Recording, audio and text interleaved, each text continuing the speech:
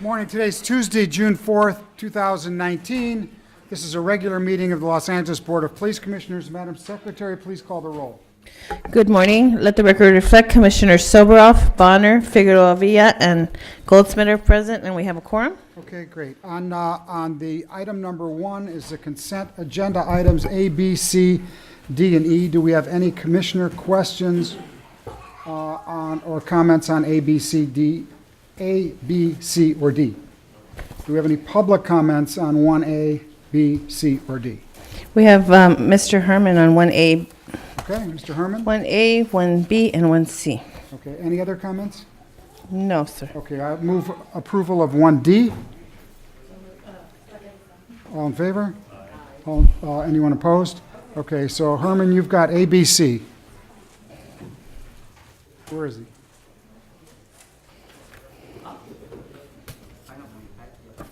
What? Can I get my glasses, sir, please? Yeah. Thank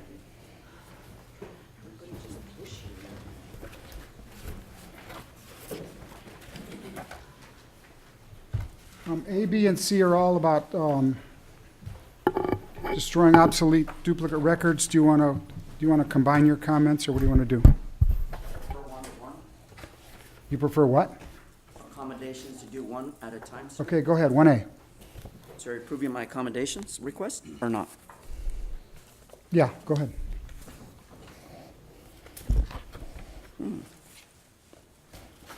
The discussion for today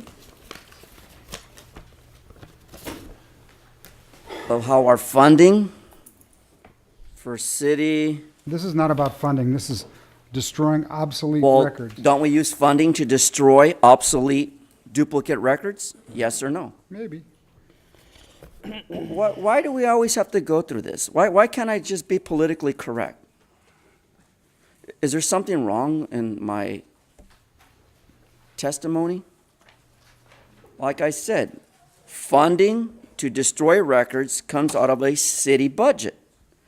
And cities intends to receive or give our money to the Los Angeles Police Department or this council or any district also includes criminals taking the monies. Now, I'm not saying that item 1A, for the record, under BPC number 19/0105 is a mission of protection from those criminals taking the monies. But I'm just saying that my recommendation to the board and the recommendation from those in the public who are going to speak out on why criminals are taking the monies to destroy duplicate or obsolete records is irrelevant. See, such department records, is that my time there? I guess so. That's your time, Mr. Herman. You're down to 15 seconds. So I demand this commission of council to discuss the legality of the destruction of these duplicate records because I find them unconstitutional without the observation of transparency. Do you want to go to B now? I'm sorry, what number, sir? B, 1B. B. Okay. Here we are in the West Valley area. And the discussion of funding that the city intends to receive or give to the criminals taking the monies is to destroy obsolete duplicate records from May 21st, 2019. Because I, the legislative body of the Ralph M. Brown Act, do not authorize the authority to destroy any obsolete duplicate records without the Inspector General Mark P. Smith, for the record, along with my demand that this commission or any elected official in council to discuss the legality first prior to destroying any public record. All public records belong to the legislative body. The people here before you are the legislative body. And we demand that, for the record, BPC number 19, thank you, young man, for the comment, 0151 reflects the board's action. And as it indicates, city clerk records, management officer. Do you got your body cams on? Because sometimes I'm afraid when you guys are standing there, you're videotaping me when you send the threat management unit to the City Hall, Los Angeles, and put a TMUTRO restraining order against Wayne Spindler. But it didn't happen. Thank you, Patricia H. Cops. Go to number, Thank let's you. go to the next one. I got through 22 seconds. May I finish, sir? Just Thank stay on you. topic. You're so polite. After all, we, the departments, report transmission of records to the management officer. Well, I want the name of the management officer on every item funded by the public. This is a public document, and there's no manager's name. Next item. What item are we on now? What? What item are we on, sir? 1C. Thank you. Wow, look at that. We got some politeness in here ever since my UNRWA Act. So, 2019, Armando Herman, the West Valley area. Oh, by the way, for the record, Pasadena says Mr. Armando Herman last night. Thank you, Terry, the mayor. So, going into May 21st, 2019, do I suspect there's noise behind me? It really interrupts my process of thinking. You know, I really struggle with the process of thinking, and I really want to have political correctness on this. Am I on the decorum rules of I Let me have get the on floor? topic. I'm not going Okay, to tell on the Mr. floor? Smith's kids to be I quiet. didn't tell you to tell Mr. So, Smith anything. go Why do you ahead. bring Mr. Smith Off into this? topic. What do you mean I'm off topic? Last warning. What item am I again? Sir, can you please repeat that for me? 1C. 1C. So, as I and Mr. Smith do not want you to destroy obsolete original records for the West Valley area as set forth from BPC number 190152, as you get upset with me, I recommend, and I find the recommendations for the recommendation of the board's action to shelf this so-called obsolete original records so that the public can have the transparency to go through these records despite them being obsolete. Because we know that there's been a trigger of events from destroying obsolete records. The same way you destroy transcripts. The same way you destroy our lives with threat management and the TRU fucked up. Let's have a motion for approval of items 1A, B, and C. Second, a second, all in favor? Anyone opposed? Let's go to item number 2. Mr. Teefank. Yes, Mr. President. Before you is the report relevant to the revising of the minimum qualifications for hearing examiners and the recruitment plan for outreach to potential applicants. As you recall, this matter was heard by the City Council and by the City Council Ad Hoc Committee on Police Reform. The committee made some recommendations to modify the recommendations that the board had approved back in December. Those recommendations that the Ad Hoc Committee made along with the commissions are incorporated in the recommendations for you to approve, and I'll read those very briefly. That the following minimum qualifications for Board of Rights and Administrative Appeals hearing examiners are as requested by the City Council. A, shall not have a criminal record or a sustained allegation of misconduct related to the applicant's employment or profession that would impact his or her ability to act impartially as a Board of Rights panel member or conduct an administrative appeal hearing. B, should have a record of responsible community service. C, preferably a resident of the City of Los Angeles. D, shall not presently be employed as a peace officer. If a former peace officer, at least 5 years separation from their last employing agency, and prohibited from being selected as a civilian panel member for a period of 2 years after the effective date of the ordinance, which is June 13, 2019. And E, should have at least 2 years' experience in human resources, personnel relations, labor relations, or personnel matters related to recommending, administering, adjudicating, or reviewing the administration of discipline. So those are recommended for your approval.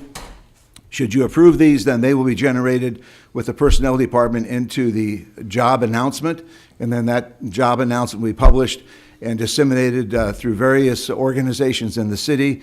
Part of the recruitment plan will be obviously to place it on the city personnel website, our website, utilize the resources of the Neighborhood Council Network, which reaches thousands of people in the city of Los Angeles, use the 15 council members' outreach, and also to outreach to media for our minority communities, and do that through a press release and also through reaching out and asking for interviews to give them more global information of what administrative appeal process and Board of Rights is. And hopefully we'll be able to increase the diversity of the pool and look towards, in the next 90 days, having completed that recruitment and having recommended panel members brought to the commission by 2 commissioners who will be the screening committee, and then implement that program, as I said, in 90 days. The effective date of the new selection process for officers is June 13th. We're using our current pool of examiners, which is 37, to begin that process, because as of June 13th, an officer who has charges filed on them and that document is filed with the Board of Police Commissioners on or after that date, the officers will have the choice of selecting the traditional Board of Rights of 2 command officers and 1 civilian hearing examiner, or they will have the option of selecting 3 civilian hearing examiners. And in that meantime, until the pool increases, we'll use the 37 that we currently have. And that concludes my report. Thank you, sir. Do we have any commissioner questions? Go ahead. Yeah. Aside from the various changes that appear to be process-oriented, is it accurate that relative to the qualifications of hearing examiners, the key change relates to the requirement of 5 years of separation for a former peace officer and the 2 years from the effective date? Is that am I reading that correctly? That's the most material? That's the most material from what Qualification you change. submitted, but also the commission recommended 5 years of experience in the various areas I just described, and the council recommended it be 2 years. So the reduction from the 5 years of experience to 2 for someone who would be in the human resources, personal relations, labor relations, or personnel matters related to discipline. That's one piece. And then on the sworn officer retirees, calling them out specifically, 5 years separation from your last employing agency, and you would not be able to serve as a panel member for 2 years after June 13th of 2019. So in effect, a retired member of a law enforcement agency could not serve as a panel member until June 13th of 2021. Correct. Okay. Thank you. Do we have any public comments on item number 2B? 2A. Sorry, 2A? We have 4. Okay. We have Mr. Herman, Michael Novick, Adam Smith, and Hamid Khan.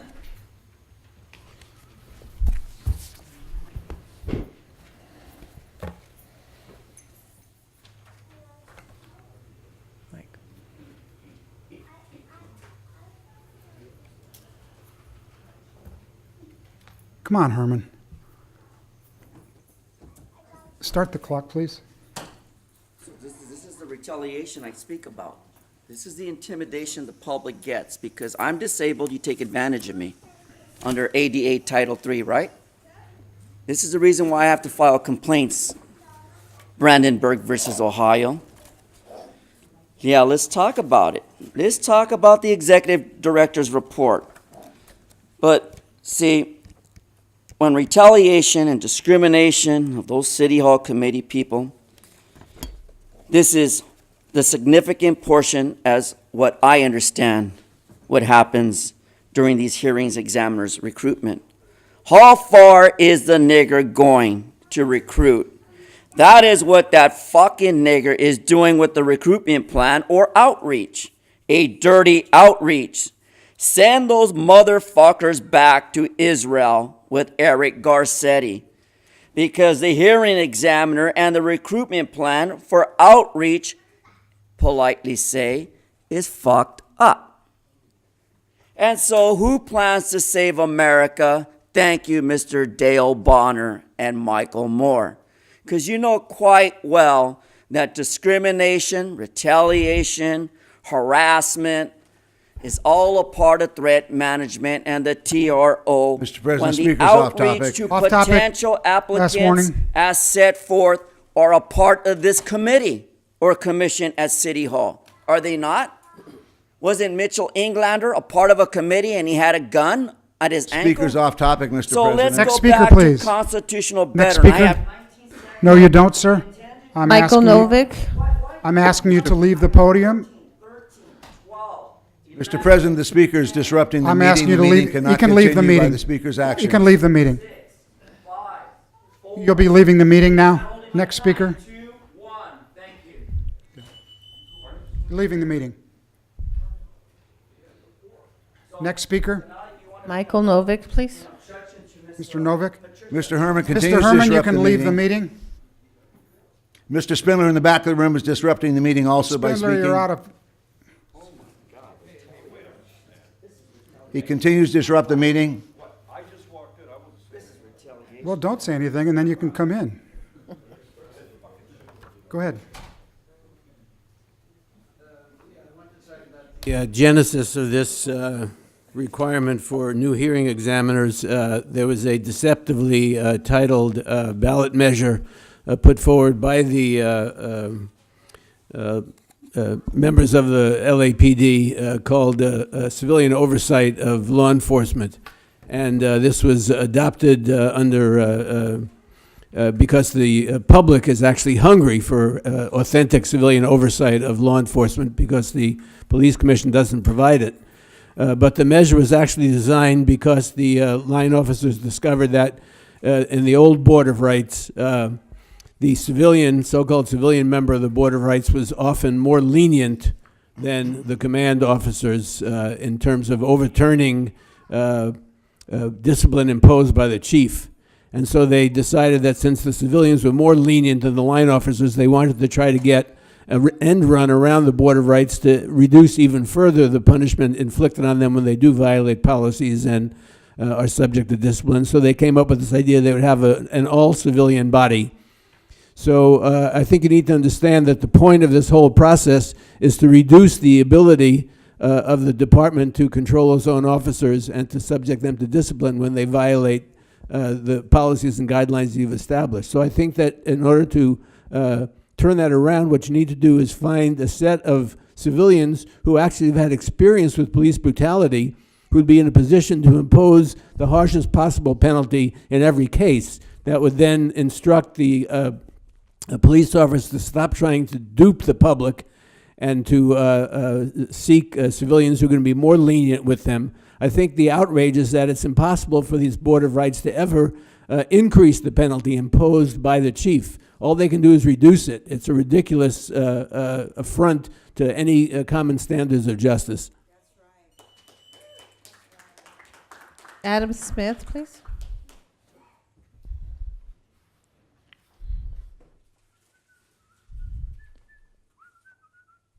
Good morning. Try to keep my pants up for you, Steve. So I wanted to open this report. So this obviously, the whole thing bothers me. It seems like this commission and the chief are just doing the bidding of the union. But specifically, it says, shall not have a criminal record or sustained allegation of misconduct related to the applicant's employment. So if we're talking about police that have waited the 5-year period, it's not like LAPD is releasing, for example, use of force reports on each officer when they retire or anything. So what's a sustained allegation of misconduct when even under SB 1421, the LAPD is still trying to keep those records private, charging people to get them? How are people going to know that these officers haven't had a sustained allegation of misconduct when these records aren't public? Next speaker. Hamid Khan. Mr. President, if I could respond to Mr. Smith's question. An applicant for this position must sign a waiver for a background investigation, and that would be the means to find that information out, sir. Next speaker.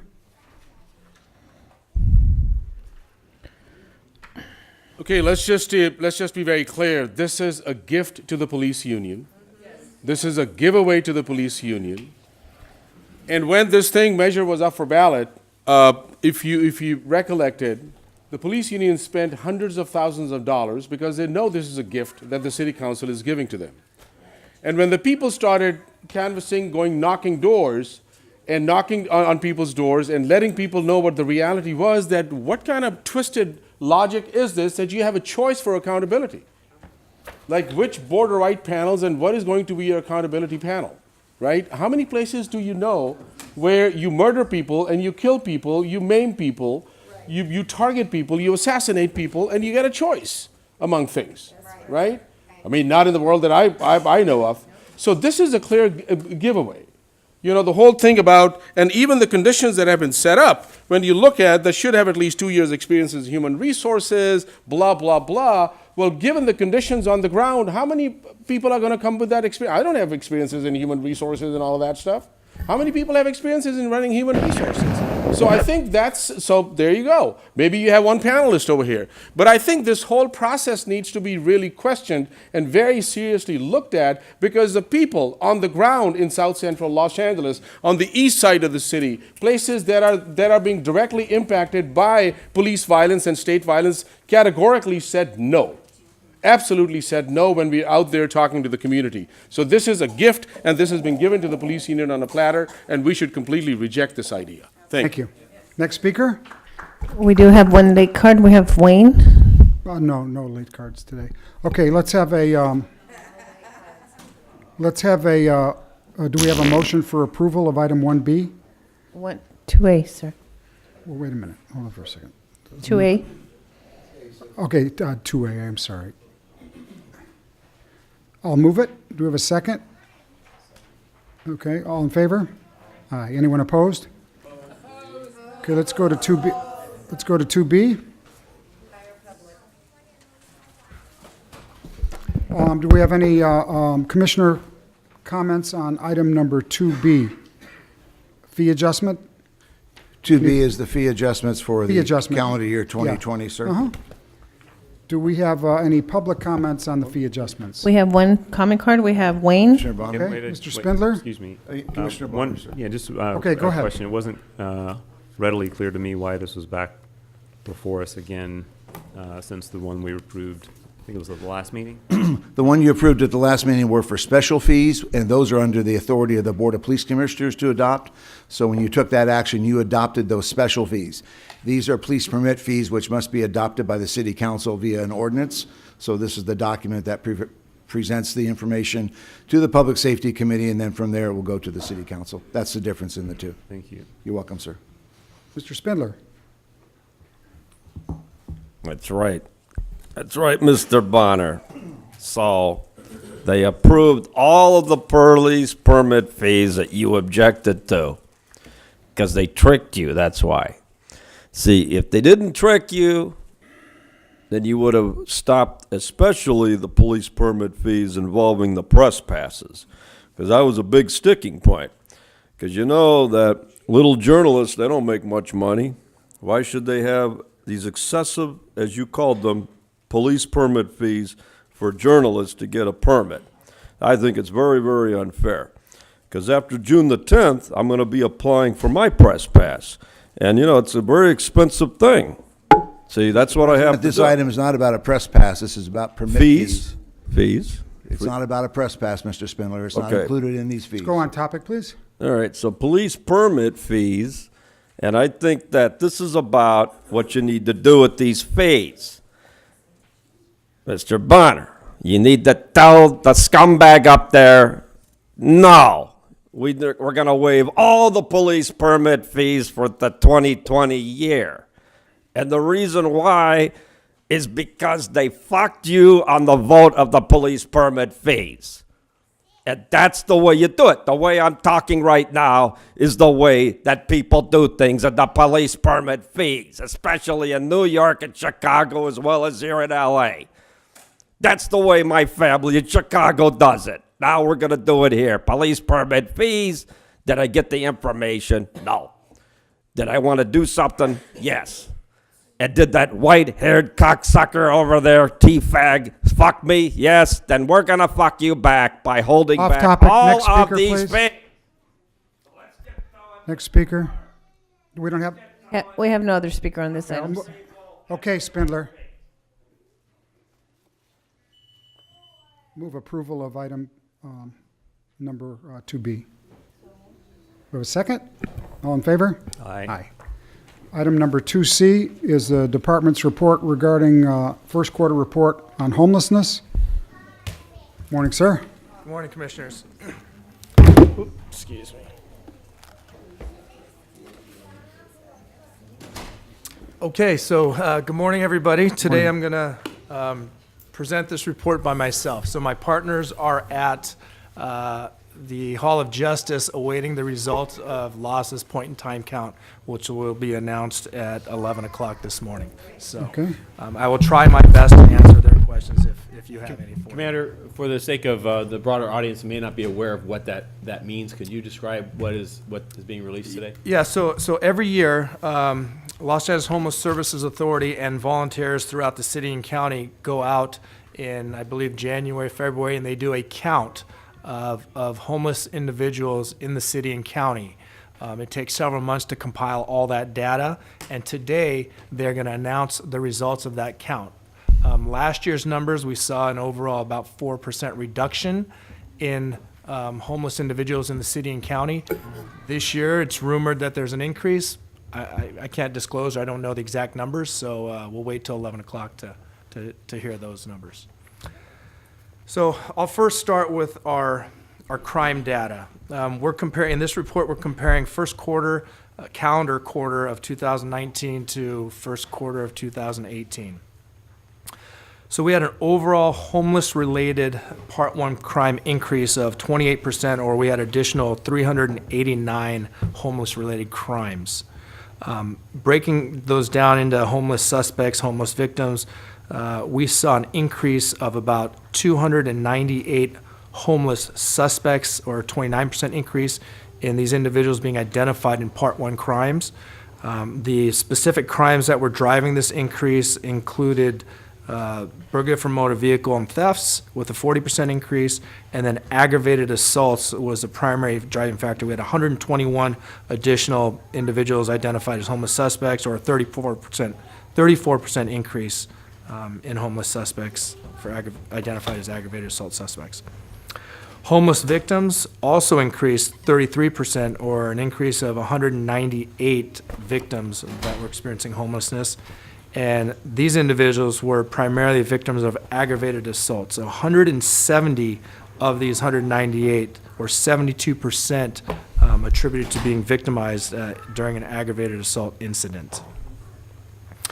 Looking at our felony arrests, we saw an increase in felony arrests of about 18%, or 288 more felony open charge and warrant arrests than compared to 2018 first quarter.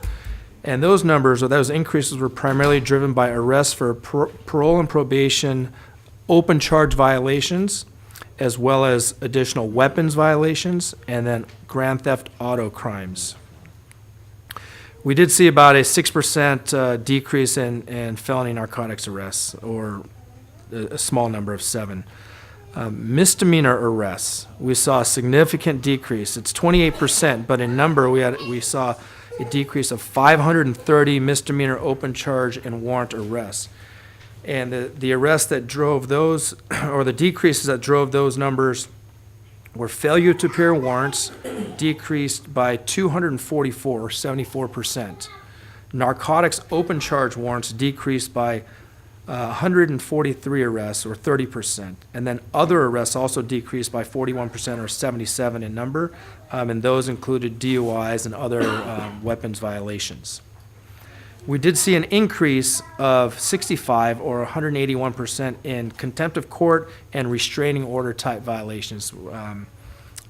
These could be stay-away orders. These are domestic violence restraining orders, the various types of court orders that people went to jail for. Release from custody citations, or arrests and then field releases, we saw a significant decrease again here. 625 less RFC citations written. 33% decrease. And the driving sections there were sleeping or blocking the sidewalk. We saw a 70% decrease, or 376 less citations for that. Drinking in public decreased 136 citations, or 37%. And open container showed a decrease of 103 citations, or 24%. Also, 5611, or storage of property on public right-of-way, saw a decrease of 60%, or 94 less citations. We did see an increase of about 80 RFCs, or 143% increase in the other category. And just so everyone knows, that's primarily trespassing. If somebody calls the police, we go there, and so I would say we're obligated to take action on that if the person doesn't leave the property. Personal service citations. We saw a slight increase. We have 23 more citations written, 6% increase quarter over quarter. These were primarily pedestrian on a freeway or expressway, bicycle equipment violations, and for crossing outside the crosswalk and failing to yield to oncoming vehicles. These numbers are, although small, they are an increase. We saw 9 for walking on the freeway, 15 citations for equipment violations, 15 additional citations, and then 8 additional citations for walking outside the crosswalk. Our mental evaluation unit, overall citywide, we saw about an 8% increase in calls into our MEU. Homeless calls also increased about 8%, so roughly the same rate. What's a little bit different here is, so the overall response of our SMART teams or MEU out into the field to handle those increased calls decreased by about 9% for overall calls. And then for homeless-related calls, we had a decrease in response of about 4%, or 24 calls that fewer that we responded to quarter over quarter. And if you look at the number of homeless-related responses by MEU compared to the overall crisis calls that we're getting, in 2018 first quarter, we had about 12% of them were homeless-related responses. And in the first quarter of 2019, 10% were homeless-related. So that decreased as well. Trying to determine exactly what caused that decrease in response when we had an 8% increase in calls for homeless-related incidents is still a little bit vague. I don't have a definitive answer for you. We're still working with MU and DSVD to determine what may be driving that decrease, whether it's personnel deployment, or whether more officers are calling and the criteria just isn't met for somebody to respond out there and do an analysis. So that's what we're working on. Our use of forces, overall use of forces versus homeless-related use of forces still remains about 1/3 of our use of forces are homeless-related. That was consistent with last year, 2018's first quarter report. So in the first quarter of 2019, we had verse 18, we had about a 15% increase in overall use of forces citywide. Homeless-related use of forces, we had a 13% increase. So not quite as much. I think this is the first time we're seeing these, not quite as much as the increase in overall use of forces. In the first quarter of 2019, so we had 186 homeless-related uses of force, and 2 of those were categorical, and the rest, 184, were non-categorical. Looking at our dedicated homeless outreach officers, our HOPE officers had 4 uses of force incidents. I looked at all those. Those are all minor uses of force, and I'm not sure if they're adjudicated. I won't talk about the specifics, but they were minor, no significant injuries in any of these use of forces. Our reset officers during the same time period in 2019 had 5 uses of force. And just, again, to reiterate, these rates of uses of force compared to the overall population of patrol is at a lower rate. And I still believe that goes to because these officers are contacting individuals experiencing homeless on a daily basis, really learning how to communicate with them, and they're doing outreach before enforcement. And that's why we have a lower rate. And they're all going through MHIT training. So all of our HOPE officers, as of March 31st, that was all 42 of them and 4 sergeants, 100% of them have gone through MHIT training, mental health intervention training. Out of our 50 reset officers, 46 have gone through mental health intervention training, and the remaining 4 are scheduled to attend when it's the next available class. And as of the end of first quarter 2019, we had a total of 2,573 officers citywide that have attended the MHIT course. Let's see, going to, again, our dedicated resources for homelessness citywide. I won't go over all these numbers, but if you look at all of our contacts with persons experiencing homelessness to the how many enforcement actions were taken, only about 5%, little less than 5%, is where enforcement action was taken. The remaining 95%, either referrals or referrals were wanted and accepted, or somebody wasn't ready to take referral, but there was no enforcement action. So that's the data. I'll go on to our partnership efforts and our initiatives, unless you have any questions on the data, or if the commission would like to ask all the questions at the end. Go ahead, and then we can do them at the Okay, end. I'll just, so, one big program that we're very proud of is our Narcan, or naloxone rollout. As of end of first quarter, we distributed 6,115 kits to all of our operation folks, our Metropolitan Division, our drug recognition experts. And through that date, we've deployed naloxone or Narcan 12 times, rendering 10 times life-saving results. So I think that's pretty incredible for a fairly new program.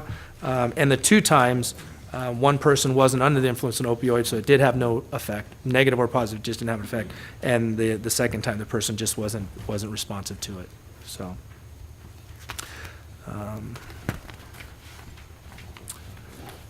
Let's see, so for our messaging, internal messaging or public advocacy in support of bridge homes and safe parking locations, the Public Information Director, Josh Rubenstein, and I are continuing our meetings, going to every single division citywide and talking to the senior lead officers. We're dispelling any myths. We're discussing the facts, what the results of the 2 existing bridge home locations have been, whether it's crime related, whether it's what resources they get, what happens. So we've been doing that messaging. So far, we've completed all of South Bureau, all of Central Bureau, most of West Bureau, and then we're going to work into the Valley Bureau. And we're hoping to finish it all before the third quarter starts this calendar year. This messaging has been the feedback has been very good. The senior lead officers want to know all these details, they want to get involved, and they're doing everything they can to help. And it's, as we all know, that's a tough job out there to deal with the encampments and all the challenges that come with it. Okay, partnerships with LASA, Sanitation, and Department of Mental Health. We are, as a group, we are continuing training and providing information to all of our partners so everyone knows what the role of each other agency is. A lot of times out there, when they're doing work on the streets, there's a conflict. It's only because they don't understand what each other's role is. So there's several things we've done. Sanitation personnel in the city attorney's office has continued training on 5611 with LASA, Sanitation, council offices, mayor's office, and the Hollywood Core Unit. We also worked with the city attorney's office and Rec and Parks, who have new protocols when they're cleaning or removing property out of parks jurisdiction. And those came online, I believe, January or February. So we provided Rec and Parks and city attorney has provided training to all the partners on what they do and how they clean their parks. We're still doing our senior lead officer program, where a senior lead officer comes on loan to the HOPE team, learns who the partners are, learns the rules of 5611 and how to properly ensure compliance, and then they go back out into their communities and ensure that they're doing things the right way and carrying out the right enforcement posture and message that the department has. We'll continue to do that until all of our senior lead officers have been through the rotation, and then as new senior lead officers come on, we'll make sure they rotate through the HOPE program. So personnel from my office have been also attending now all of our watch commander schools, and they're providing an hour and a half block of homeless training. What OHS, Operation Healthy Streets, Clean Streets LA, HOPE, what they do, what their roles are, how they as watch commanders can help the homeless effort, with outreach first, leading with services. So that's been we've had positive feedback on that, and that'll just continue on. The Provider Alliance, again, we talked about this last couple reports, but it's a group of about 50 some odd homeless, nonprofit, homeless service providers. They were very interested in meeting with the department to find out what our efforts are and contribute and help contribute and develop our posture. We've continued to meet with them. We're talking about department policies, our training, homeless messaging. This group has grown. The city attorney's office was there last time. The mayor's office was there, so that we're really bringing them into the fold, and they're appreciative, and we had positive feedback from them on our last meeting. We'll continue to meet with them every quarter as well. Well, let me go to tent. So we talked about, this is titled Tent Replacement and Improvement of ADA Access. I think what more properly is we're trying to identify ways to improve ADA access on these sidewalks, specifically in Skid Row. What we've noticed is there are larger tents on Skid Row that are blocking ADA access. You can't walk on these sidewalks. So in an effort to manage that, we've tried to identify a specific, let's see, nonprofit, donor, a source of these larger tents.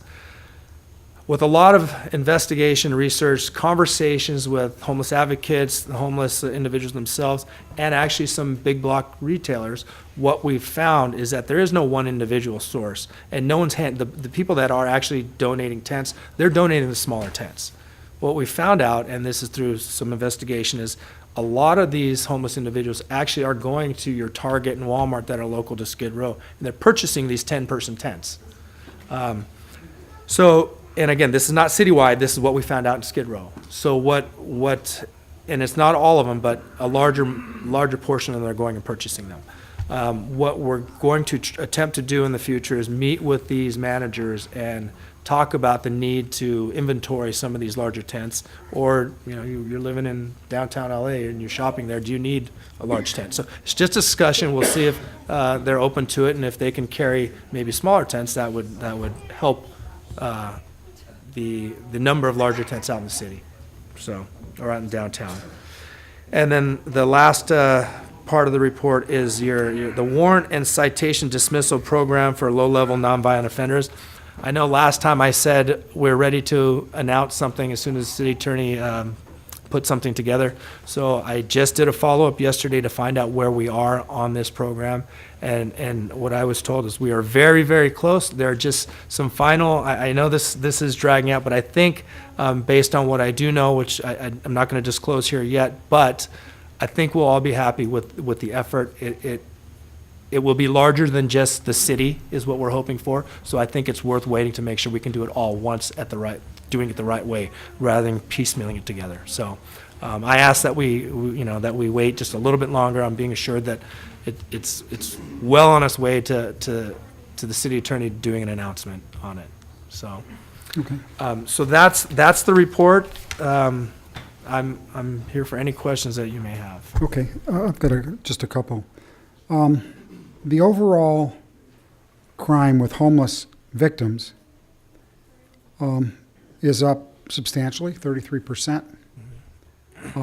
In relation to our overall crime in the city, that's a staggering number. The appearance to the public is there a lot more people in the streets now than there were before. And so I'm really interested if this count that comes out today at 11 o'clock only shows a 3 or 4% increase, and we have a 33% increase in victims, there are a lot more questions. Absolutely. So we'll wait for 11 o'clock. Sure. But in third quarter of 2018, the department published a notice and provided homeless stamps for proper coding to everybody. So I think, and I mentioned this in prior meetings, I think my hope is in fourth quarter of 2018, comparing it to fourth quarter 2019, we will be comparing apples to apples. I see. Okay, So so some of this still is a coding issue. First quarter 2018, we didn't have the stamps. Okay. We didn't have the notice published. Okay. Some of it also is attributed to, I believe, an increase in victimization of individuals experiencing homelessness. Sure. We just don't know exactly how much yet. Again, I think time and experience will tell us and show us what the accurate numbers are. And I think we've come a long way in properly accounting for it now. Okay. Commissioner Goldsmith? Thank you. Yeah, I appreciate that, and I know there's a ton of work has gone into getting that right, and I look forward to when we are comparing apples to apples. I appreciate the report as always. I mean, initially it came out of a desire to make sure we're providing transparency and accountability. So like, the high level of data sharing, I think, is very important to that, and particularly, my interest in the interest of the commission was around looking at how we are making, using enforcement as a last resort and prioritizing outreach and decreasing the arrests and citations for kind of status offenses for people just doing things that are a consequence of being homeless. And I think, since certainly this report shows significant progress on that front, and I'm really glad to see the decrease in RFCs, even failures to appear. So it looks like this kind of uptick on the RFC's other, which is that very broad category of many things, and some personal service citations. So maybe we can talk a little bit about that, just if you think there's anything meaningful to observe there. But I think, big picture, the trend is in the right direction, which I'm really glad to see.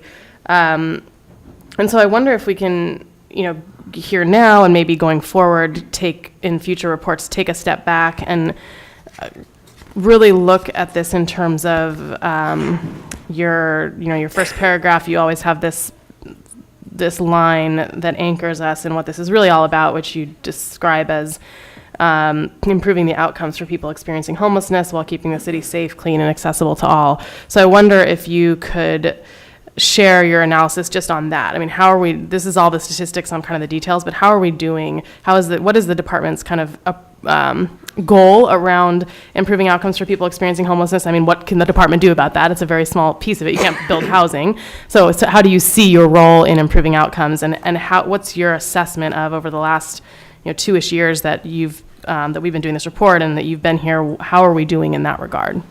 Well, I think I think we're doing great. I think we've moved the needle very far away from enforcement and closer to trying to provide outreach or a resource. And something that we've talked about in the past is that our officers want tools. They want tools to be able to help an individual. And when the only tool they have is enforcement, that's what they're going to do. And sometimes, quite frankly, that provides us a leverage to get somebody into a service. That's not always the right tool, but it is a small tool. And so I don't think you're ever going to see enforcement go away. And our primary role is public safety, and that's what we're going to do. But some of the things we're doing is we're working closer with LAHSA, and then not only just LAHSA, but at the bureau levels, these divisions are working closer with their local service provider, where they can contact individuals without going through LAHSA to say, hey, do you have a bed for this person? Do you have a service for this person? We're also identifying focus areas through the Unified Homelessness Response Center, and we're sending not only officers, but a large group of service providers to work together to identify people who want services and get those people out into services or housing as quickly as possible.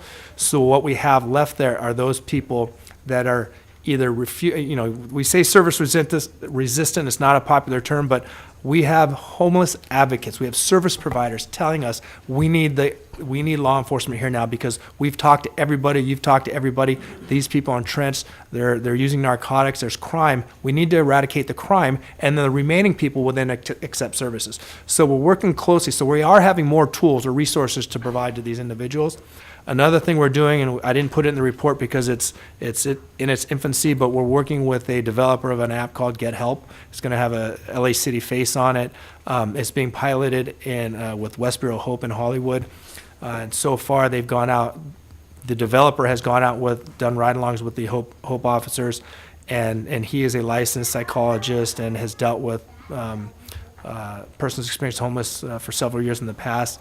And some of his, and I mentioned this to Mr. Tiefenk, some of his remarks were that he was incredibly impressed, and I wanted to have him here, but incredibly impressed with the way our officers are communicating with these individuals. And he used a medical term that I don't recall, but he saw over a period of a couple contacts how these individuals were changing and accepting services through contacts with law enforcement, not with service providers, with law enforcement. But this app will geofence where the officer is, and then they put in certain criteria, and it'll show what resources are available. The officers can call them right then and there and say, hey, do you have a bed or service for this individual?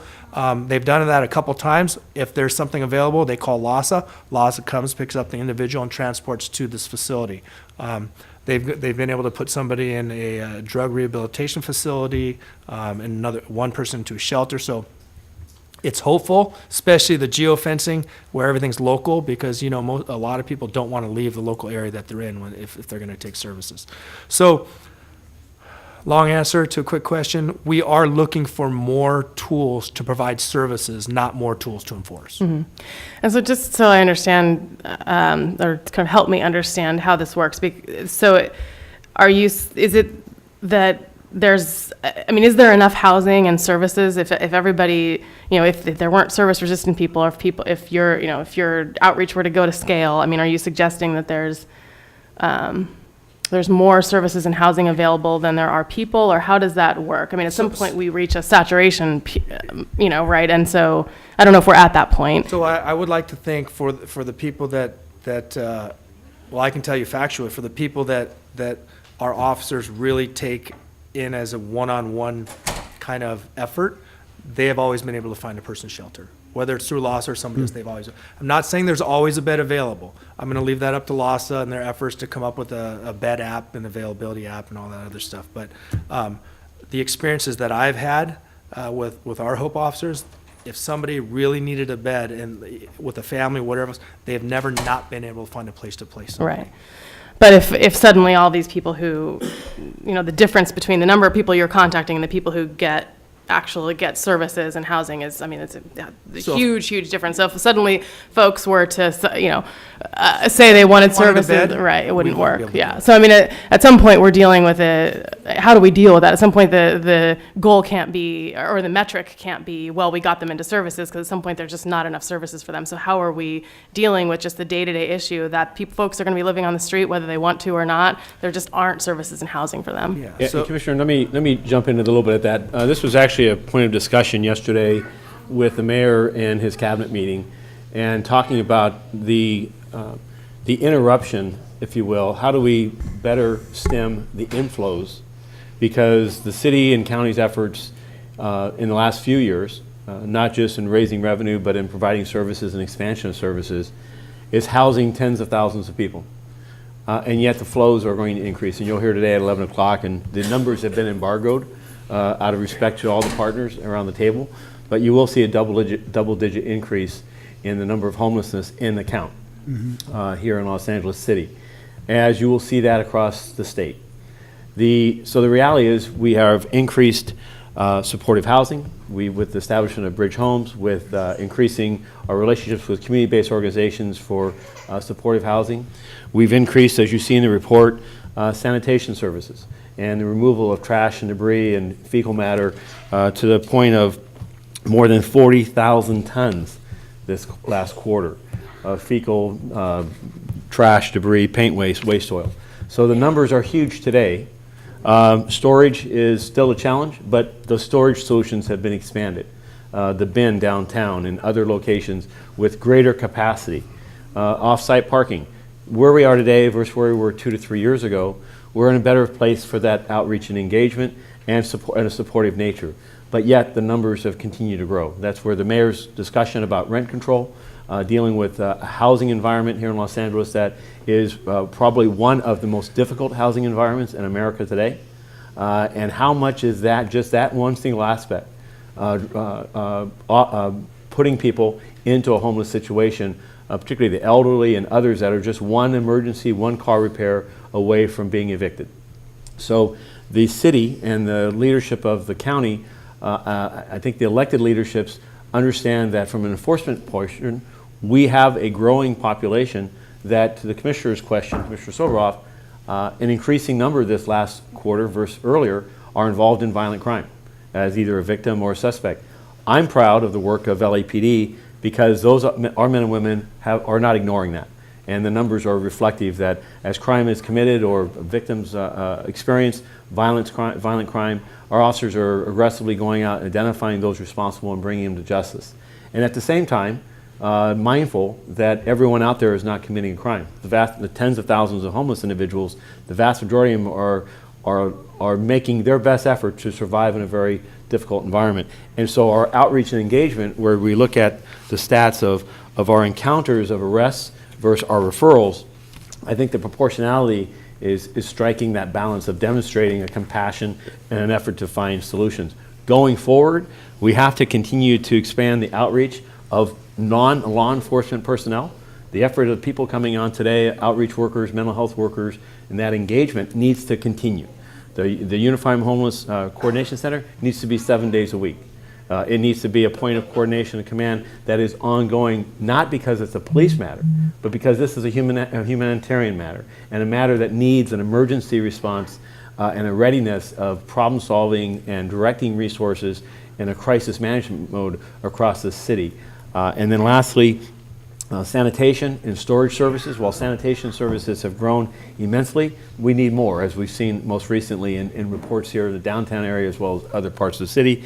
And lastly, storage. The ability for individuals who are experiencing homelessness to have the ability to store their property, a reasonable amount and with reasonable access, so that they're not using public spaces for the storage of their very life belongings, needs to continue to expand. Those are strategies and initiatives that I believe LAPD will continue to have a shared responsibility, but I am proud of the work of Commander Choi and under leadership of Chief Arcos and the men and women of LAPD that recognize in this tough environment there's how to be thoughtful about their work.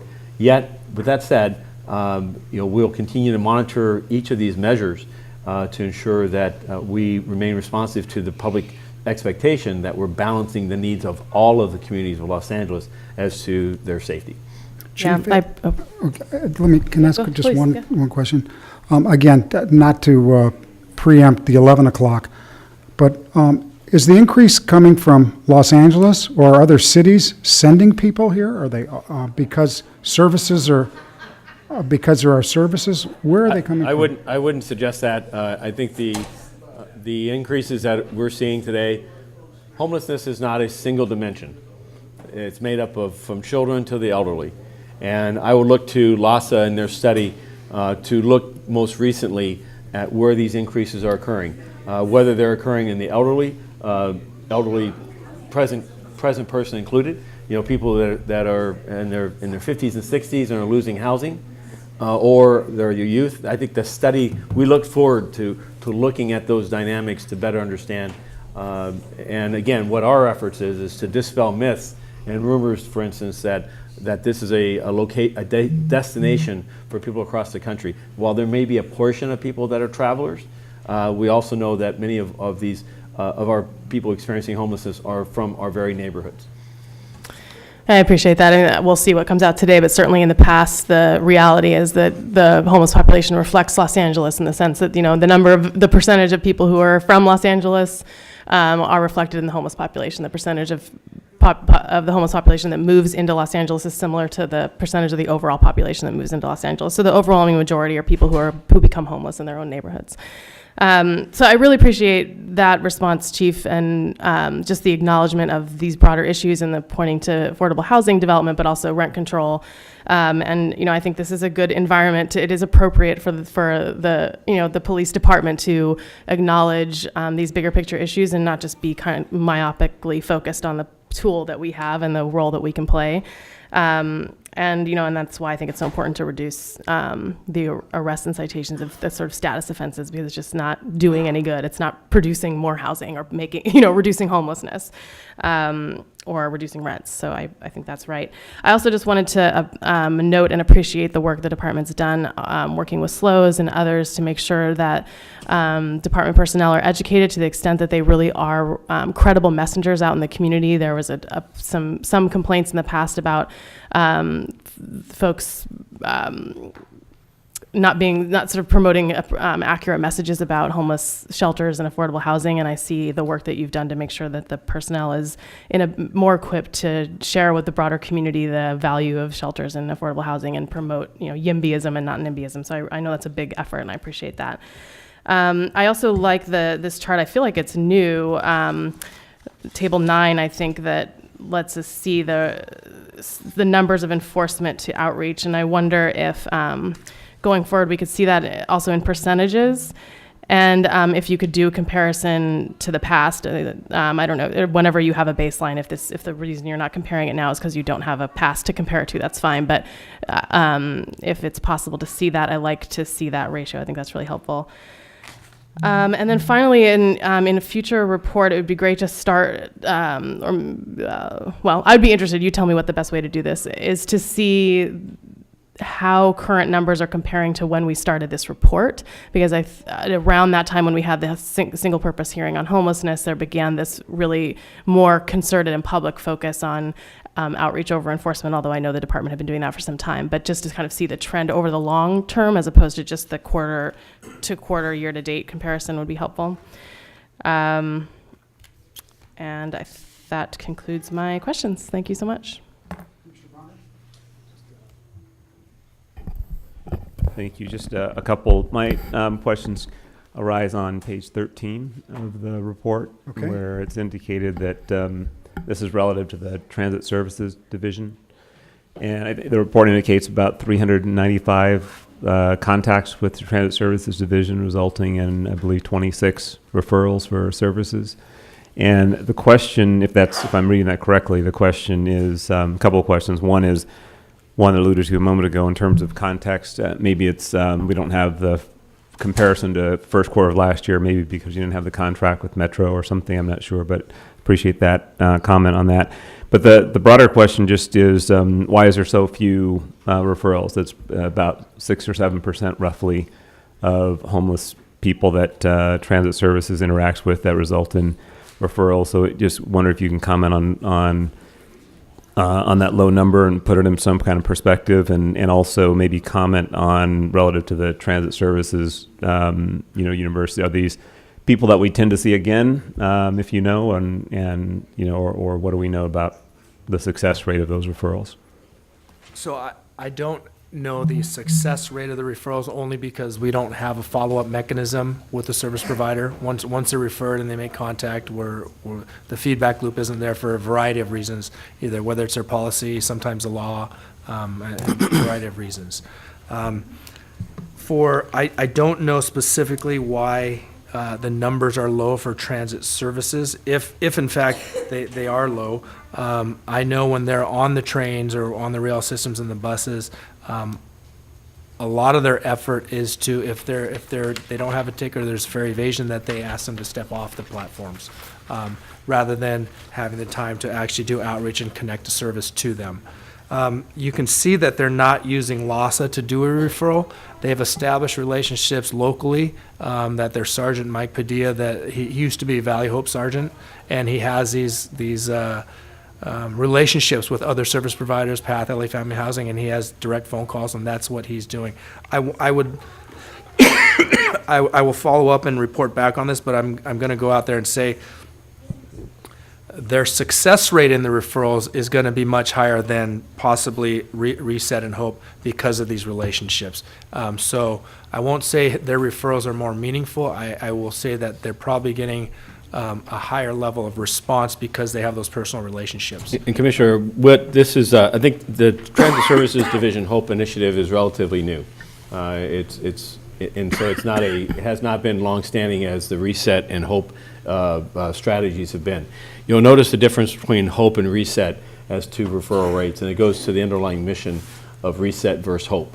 There's a much higher referral rate with Hope than there is with the Reset efforts, because many of the Reset efforts in the Skid Row area, which is rich with outreach and engagement by a number of community-based organizations, it's not a lack of outreach initiatives that are in that area, in the Skid Row area. It is And the reset efforts there are many times more geared toward violent crime and criminal element that is embedded or find themselves in the Skid Row area. And so that's what reset has, that disproportionality in a sense of how it's not reflective of what we see with Hope. Same with use of force. Transit services, I think, is an area that bears further watching. What we're seeing is voluntary compliance of individuals who are experiencing homelessness using the rail cars, and particularly the rail cars, as shelter, and both during the course of the day as well as, in some instances, overnight. And so in that instance, that compliance is more of a moving them from the conveyance than necessarily affording an outreach and a sense of an engagement. But I think your point's well taken, which is while we're doing that, are we ensuring that we're trying to make some transition forward in the sense of getting that person a resource? Thank you very much. And I would like to see, I mean, particularly now, given the larger role in transit services, some further consideration. I noted about a week ago there was a report ABC News, I think, did. What was interesting was that they talked a little bit about the department's increased role in enforcement, but all the images were showing the sheriff's department uniformed officers. So someone needs to let the news networks know that the police department is now providing that service. I also, you may want to, after we're done here, I may have a question for you relative to the 148 report also that has some discussion of the 148 arrest as it relates to homelessness. So we'll address that at that time. around. Thank you. Do we have public comments on this item? Yes, sir, we have 10 comment cards. Okay. The first three, Michael Novick, Hamid Khan, and Wayne.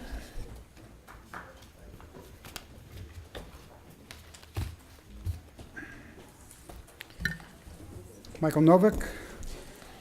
Yeah, I was going to suggest that if the city was running out of toilet paper, that you could use this instead. But the problem is it's so full of BS that it would be counterproductive.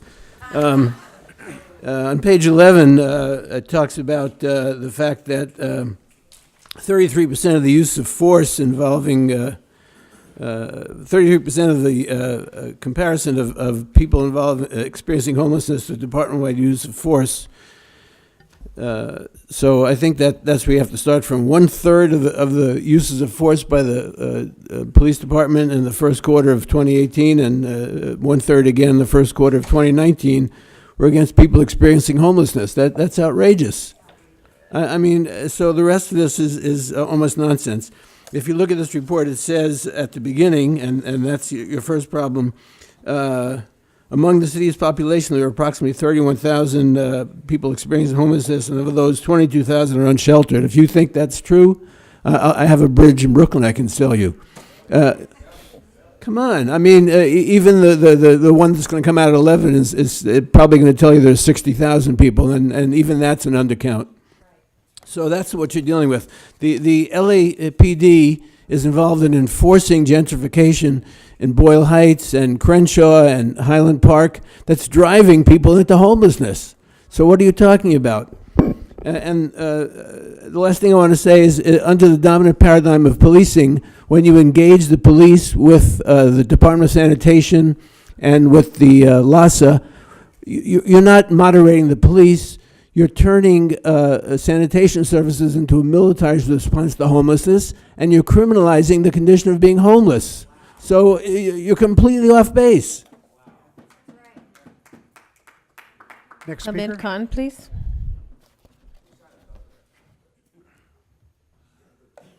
First, I want to just call out the sheer shamelessness of Soberoff and the NIMBY crowd, that who's shipping them here? Right? It's okay for dozens of people to freeze to death in the streets of Chicago. It's okay for dozens of people to freeze to death in New York City. And how dare they come here? But, you know, get some old white folks to Arizona and Florida, and they become snowbirds. So the right to move, the right to protect yourself, the right to defend yourself from ailments and from anything is also policed by race and poverty and everything else. And that's an example of the head of the NIMBY crowd in Los Angeles, right there, Steve Soberoff. That's a brilliant misinterpretation of what I thought. Shut up. Go ahead. Yeah, you're out of state with your thing. So stop talking. So I want to also bring in George Kellings, the name George Kelling. I don't know, Dale Bonner, if you're familiar with that. He died about 10 days ago. George Kelling and James Q. Wilson were the main architects of broken windows policing. It was their article in 1982 in the Atlantic magazine that launched basically Bill Bratton's career as well. I mean, Bill Bratton was in Boston, went to New York, came here, went back to New York, and now is pillaging some other places around the world as well. And in 2006, Broken Windows Safer Cities Initiative was launched in the streets of Los Angeles in Skid Row, which led to 12,000 citations the first year. Citations for urination in public, citations for jaywalking, citations for just sitting there or laying down or throwing ash from your cigarettes as well. 750 people are arrested every month, right? So we have to look at it in context of development and gentrification that's happening in downtown Los Angeles as well.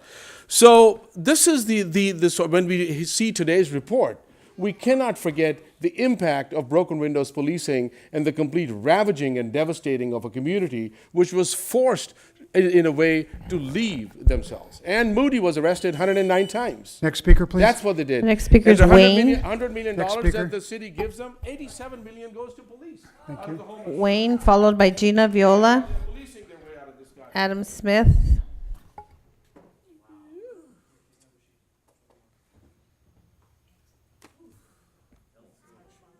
So, I think the bald-headed jackoff was a little angry about the last comments.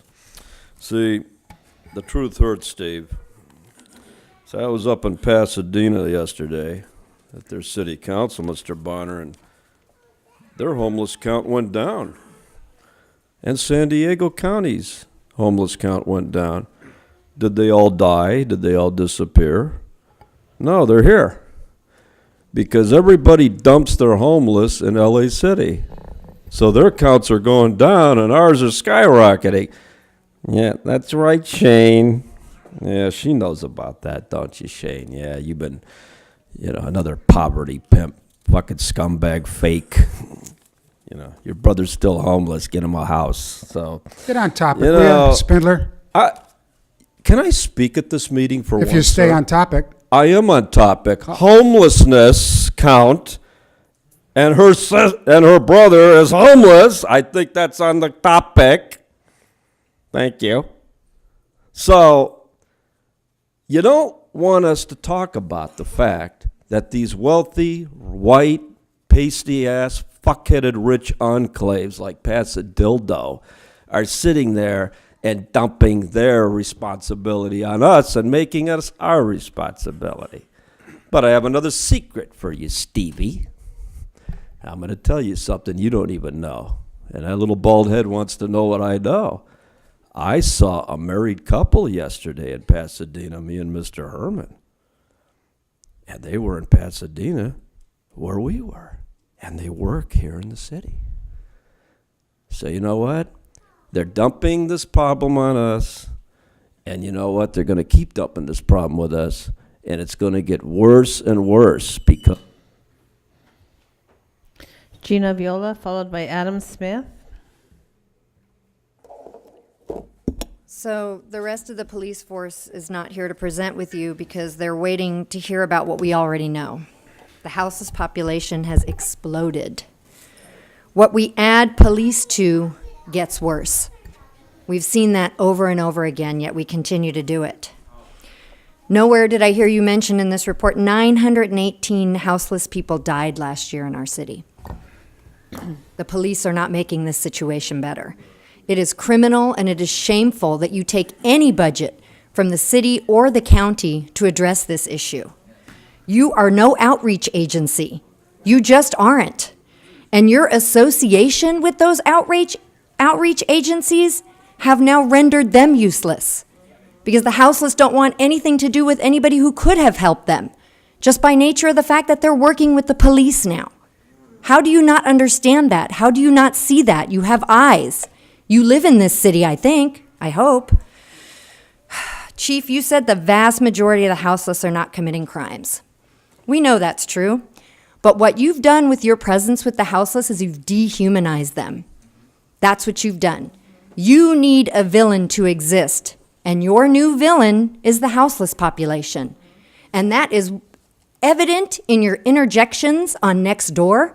I live in Hollywood, and when the police officers interject into that Nextdoor, it is specifically to dehumanize the houseless in my neighborhood. That is specifically what it does. I'm shaking. I'm just so outraged. I'm outraged that you take any money at all that should be used for the houseless. We need housing. We need social housing. Give that money back to the city and the county so we can actually do something about it.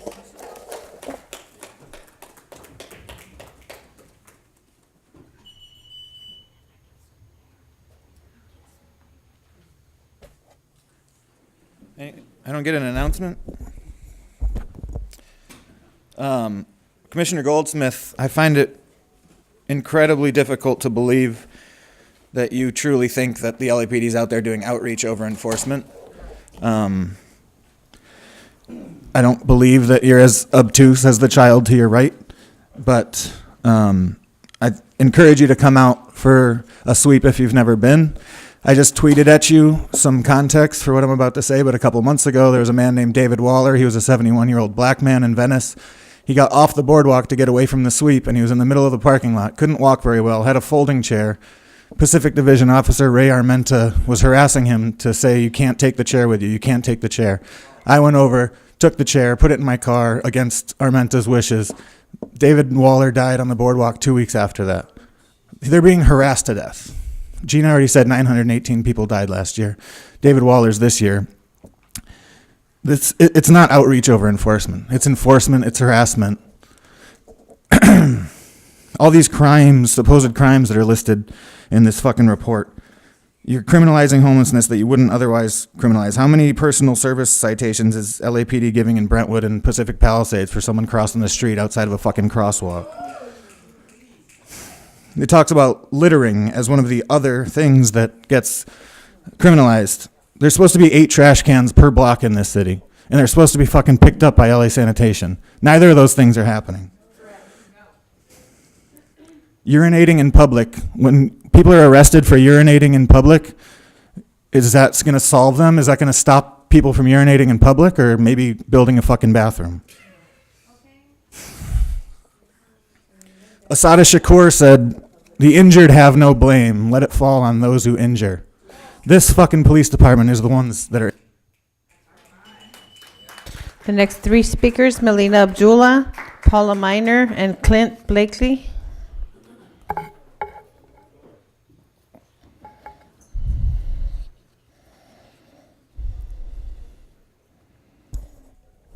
So I just want to echo what's already been said. What's clear from this report, as well as your comments, Steve Soboroff, as well as the comments of everyone, is that you all have absolutely no business responding to homelessness. One of the things that was brought up is a frustration around enforcement as your only tool, because that's who police are. Police are not outreach workers. Police are not mental health providers. You can't solve it. You can't make yourself psychologist by 40 hours of training, right? What we need to do, if you really care about this, is give that portion of your budget back to the city and let them reallocate it for people who really have the expertise to do this work, because you don't. It's clear that the person who's leading this commission is completely out of touch with what's happening in this city. Your racial identity, as well as your socioeconomic status, leaves you out of touch. You don't get that we cannot afford housing. This is why people are houseless, because we cannot afford housing. People are homeless because they can't afford homes, and the answer, as LA Can says, is house keys, not handcuffs. And so we shouldn't be having a report on homelessness in LAPD, because you should have nothing to do with it. And you can yawn and roll your eyes and block people on Twitter as much as you want, but you have no business doing this. You have no business addressing this because this is not your area of expertise. Leave it to the people who do have this area of expertise. Give the money back to those who are actually doing the work on this really important issue.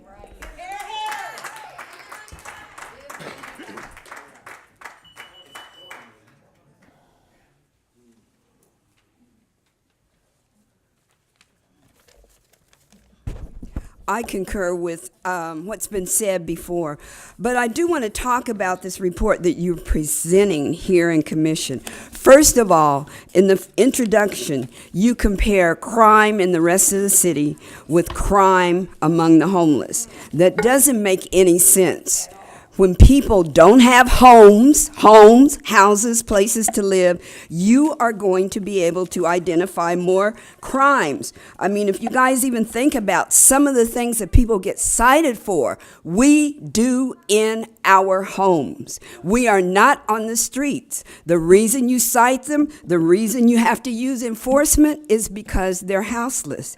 And I understand that this problem is much bigger than this group. But since you all, especially our commission, are supposed to be so influential, these are things you need to be carrying to the mayor, to the council, to the board of supervisors, because homelessness is not a crime.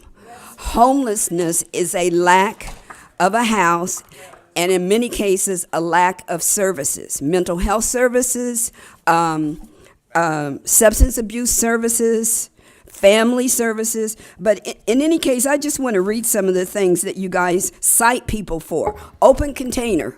Like, where else are you going to drink if you don't have a house? You walk in my house, I'm going to have an open container, okay?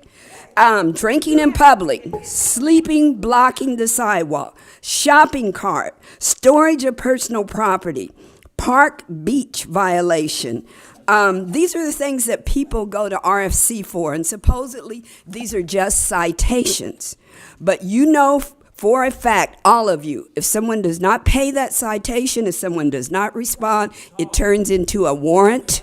A warrant then continues that person's participation in our legal system, ultimately resulting in arrest if the warrants continue. Next speaker. The next speaker is Clint Blakely,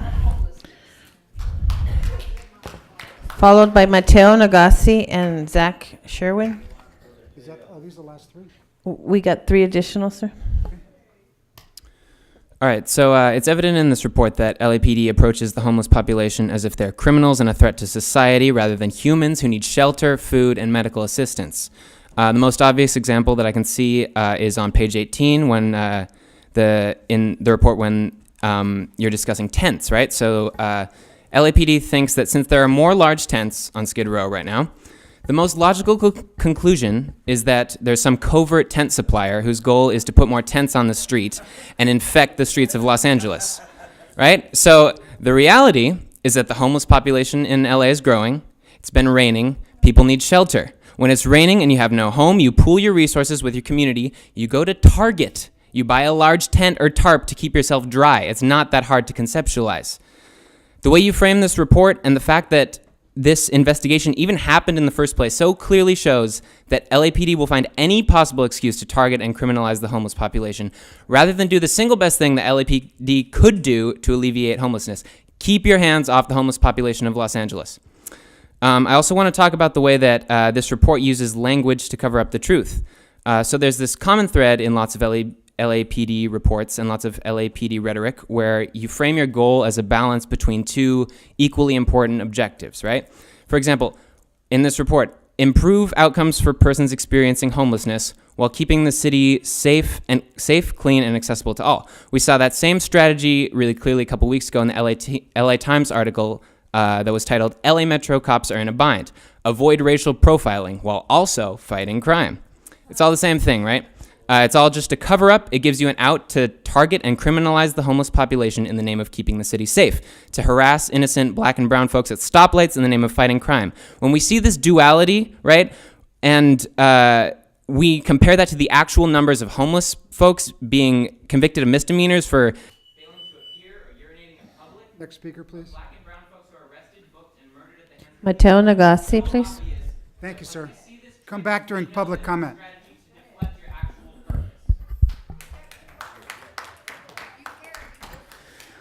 Mateo Nagasi, Next. followed by Zach Sherwin. Then we have 3 additional cards. Are they late cards? They're late cards, sir. Okay, we'll do them during the public comment period. Okay. Yeah, they are late cards. She said they were late cards. Go ahead. Is my mic on? Yes, Okay. sir. I want to talk about the tent moment as well. And in some ways, it seems like a small part of this large report with its statistics of hundreds of cases of things happening. But to me, it's like one of the more digestible moments in this report. And so I want to talk about it as well. So it's an 11-day period, the assessment of tents that is being talked about on page 18. That's a Thursday to a full week and then the following Monday to identify this source of tent distribution. The report discusses interviews with many Skid Row residents, even if those were conducted as respectfully as possible, something of which I am far from confident. Even the act of being, quote unquote, interviewed by a police officer must be a source of trauma for the residents of Skid Row. So many of them happened. Daily field observations from patrol officers, that has a sinister sound to it. The result of this is that the department didn't find any evidence of an organized group or individual. It's people buying tents and then individuals themselves with good intentions in support of the most vulnerable population. That characterization of the population as the most vulnerable strikes me as too little, too late. And if indeed the department's perception of them is as extremely vulnerable, then it doesn't seem to me like what's being described here is considerate of that vulnerability. Unless I misheard, Commander Choi said that he was going to be sending officers to talk to the managers of big box stores like Target and Walmart. Unless I misheard, that is what I understood from his comments earlier. What is he going to say? What are these officers going to say? Don't sell tents to people who strike you as homeless because they're going to put them on the street. What is that going to look like? How much did this assessment cost our city? How much money did we spend on this instead of money that could have gone to actually provide direct assistance to people? It's so clear that the answer isn't you guys. We have no additional cards, sir. Okay. May we have a motion on item number 2C? All in favor? Aye. Anyone opposed? Okay. We'll go to 2D. This is regarding thank you, sir. Regarding the First Amendment contract. Do we have any commissioner questions on number 2D? Do we have any public comments on 2D? We have 2, sir. We have Michael Novick and Wayne. Okay. Mr. Michael Novick.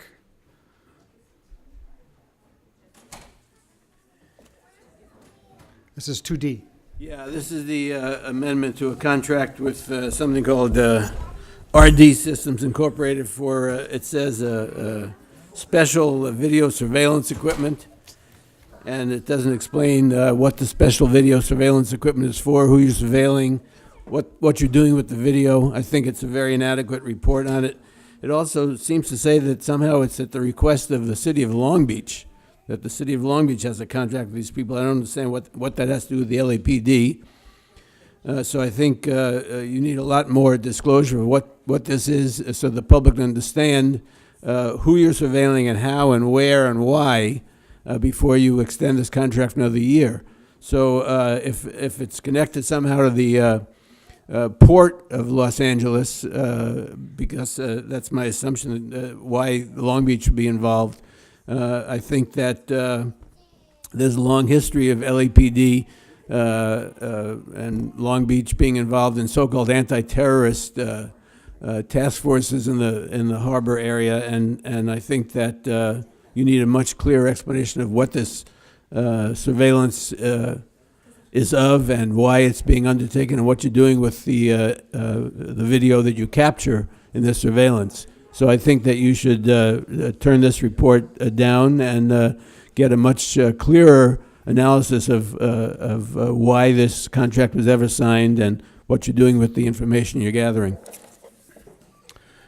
Mr. President, if I can respond just to Mr. Novak's concern. These closed-circuit television cameras, the maintenance is for city existing city camera systems that exist, for instance, at City Hall and other city facilities. Those systems have various maintenance issues and will need repair from time to time. The Long Beach matter is from a contractual obligation or contractual requirements of the city. The city can take advantage as a government entity of other existing government contracts that have been previously gone through a competitive process, and in the efficient use of limited government resources, we take advantage of those other earlier competitive efforts. And so this is nothing to do with Long Beach other than I will say piggyback or take advantage of their previous negotiations, saving city countless hours and time, and will allow us to continue to ensure the safety and part of our city facilities by ensuring that our camera systems are operational. Thank you, Chief. Yes, the chief is right. Their camera systems are having problems. See, what Chief Moore forgot to tell you, Mr. Bonner, because you're the only one that really would care to know this. They are using uploaded body cams and other videos now at City Hall to take and set up people and edit them and introduce them in court proceedings and other matters. The chief knows that last Friday and Thursday I was in court with the LAPD and the Los Angeles City Attorney's Office, where they introduced this type of video, edited and cut, and never gave a copy to me or any of the other defendants in the case, and used it to get restraining orders and other prohibitions Mr. from Spender, going into... unfortunately, this isn't about you. This is about the topic, so why don't you Commissioner stay Bonner, on the topic? Commissioner Bonner, will you please tell him to let me speak? I'm talking about body cams. I'm talking about the use of videos and what they do with those videos. Stay on topic, please. I really need to tell you this. It's very important. Because what you did is you committed a federal crime with the way you use these videos, using city resources and city funds with this. And so what happened is that they realized that what the technology they have is very archaic, because what they were trying to do was take and edit what was said. And because of the low quality of the video, they were unable to take and manufacture the correct words that they wanted to show us saying. See, that's what they want to do. So they want to upgrade all of the video technology into such a platform that they can take the video and make people look like they're saying things that they're really not saying. So, for example, if I'm here and I said, "I don't like you," Mr. Moore next year will be able to take and edit it and say, "I did something to threaten you." And we have one late card. Other than that, we have no The other late cards cards, can sir. go to public comment. So you. any late cards for either C or D, we'll put at the top of the public comment. Okay. Okay. We have a motion for approval of 2D. Second, all in favor? Aye. Okay. 2E, do we have any questions regarding item number 2E from commissioners? Okay. Mr. Bonner. We'll have Chief Arcos. Yeah, come on up, guys. Good morning, Commissioners. Bob Arquist from the Office of Operations. George, go ahead.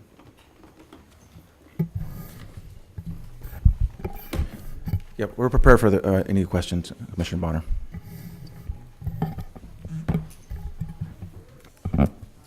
Just a couple of questions. I'm just going to go from the beginning to the end, if you will. The first one arises on page 4 of the report relative to recommendations 3 and 4. And the question, I guess, is there's a reference I'm looking at. Do you have the report? Yes, sir. There available? Can you Okay, so give us the paragraph number on page 4? I'm looking at the end of the paragraph just before C, audits. Thank you. Okay. And there's a reference to the new quarterly leadership brief being released March of 19 through, in Department Period 3, and it says that it highlights procedural justice, and the supervisors from GED and Metro are going to receive specialized training. Question is there any follow-up plan to review and assess the impact of this new training, or has there been since March, or is there anything in the plans or in the works for that? Yes, Commissioner. The first follow-up was that we had all the supervisors from the GED units and the Metro supervisors back at Elysian Park with Dr. Pinnell and myself and Commander Zarconi from CTSOB, just to get some feedback on the training itself. And then moving forward, Director Pinnell is looking on creating ongoing training in service, not just for the GEDs and Metro, but to look to expand this department-wide for all officers. So the question, though, is what effort is in place or will be in place to assess the impact of the additional training? So, Commissioner, on the page 5 on the second paragraph, there's a reference to the Office of Operations Inspection Unit. What we had envisioned in the aftermath of the Inspector General's audit and inspection was establishing an ongoing series of inspections on a randomized basis of stops completed to look more thoroughly at each of those instances of body-worn video and digital in-car video recordings.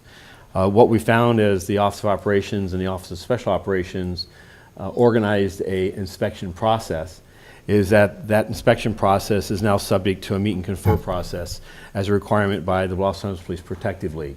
This is a circumstance that we worked with the Employee Relations Administrator and our City Attorney, and found that we are responsible to sit down, and will be required to sit and meet and confer as to the basis of why these inspections are worthwhile, and I believe they're needed, and as a managerial tool to understand the impact of training and expectations and accountability, is to do that ongoing series. We collect more than 14,000 videos each day, and I think an ongoing and systematic way of looking at those is not just a good business practice, but is a requirement. The League is currently working with the department and city in the final throes of an ongoing contract negotiation for the membership. I believe that will culminate here very quickly, and this will be a first order of business is for us to complete that meet and confer process. In addition to that, Mr. Phillips, Dr. Phillips, his audit division is also conducting, as part of their audit plan, as noted on this page, a separate and independent inspection of a randomized set of circumstances. And you kind of touched on part of the follow-up. This is relative to the meet and confer. Is it something that's being, if you're able to say, is it just being discussed as that part of that process, or is it being negotiated? Yeah. We believe we're going to sit and confer in good faith, and I know I'm confident the League will as well. And this is an area that was a significant issue for the rank and file as the implementation of body-worn and how body-worn cameras and their captures would be reviewed and what standards would be applied. And so it's an area that is protected and guarded closely by their leadership, and we're anxious to sit down and confer with them at the earliest opportunity so we can move forward. And I think Commander Rodriguez... Commissioners, Commander Rodriguez from the Office of Operations. We've already had 2 meetings with the League as it relates to the meet and confer process with the instrument that we developed. In conjunction with the OIG, our audit division team, we came up with a set of questionnaires to ensure that we audit the specific topics to your question. We've had a process where there's been a give and take, where they had concerns with some of the questions. We reworded the questions. We inserted different ones, to make it all of a part of a learning process, a developmental process for the officers as well. Not just one that it does hold them accountable, but it also further develops the organization. We do have another meeting coming up tomorrow evening, which I'm confident that with some of the changes that we've made to the request and some of the changes that they've made to our request, we'll be able to come up with some sort of a solution so that we can move forward with this instrument and start conducting the audits on a periodical basis. So that discussion is about how to do it, not whether to do it, right?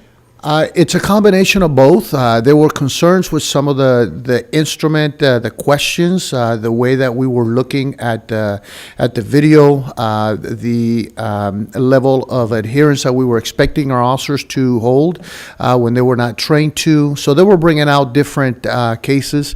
For instance, the procedural justice, they had asked for us to publish a document talking specifically about what it was under the leadership of Luan Pinel. On that quarterly leadership brief that you have, there's a document that we have that specifically addresses the tenets, what it is, what the expectations are, and all that has been ongoing with that training, not only from the watch commanders at the various schools that they've had, but it's a daily process in the roll calls to let them know when they acted out in the video what it is that the expectations are. So when they review the video, they will know now what the expectations are.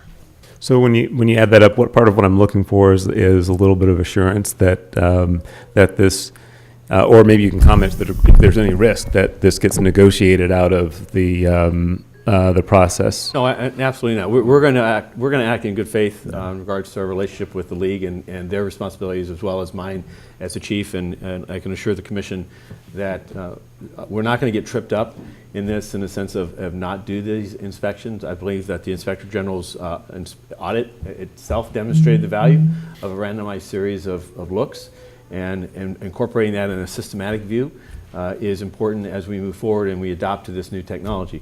And the league's concerns, I respect them in the sense that they may not be aware, and this meet and confer process allows them to understand what the efforts have been by the department in the last 2 to 3 years, and an ongoing series of training and discussion of what procedural justice is, how it's demonstrated. Their request to see it in writing is something that we're being responsive to. I'm encouraged by the update that those meetings are ongoing. I understood that we had been installed because of contract negotiations, but I'm glad to hear that that's not been the case, and I expect that this is going to be resolved in short order. Okay, thank you very much. The next question is comes up on page 5. It's relative to the use of tasers, and this is specifically on recommendation 7, which strikes me as a little bit vague. It says further examine 148 PC arrest of persons experiencing homelessness, including examining the underlying offense, the rate of force used, particularly in the use of taser, mental health status, and the use of tactical de-escalation techniques. But the recommendation is to further examine, and then the response, I believe, is somewhat vague in terms of just it reports on some materials that were updated. But can you speak a little more directly to what, by way of new action, is going to be taken to not just review, or but also what, if you're already doing that review, what it's finding, or how you expect to report out to the IG or others on that?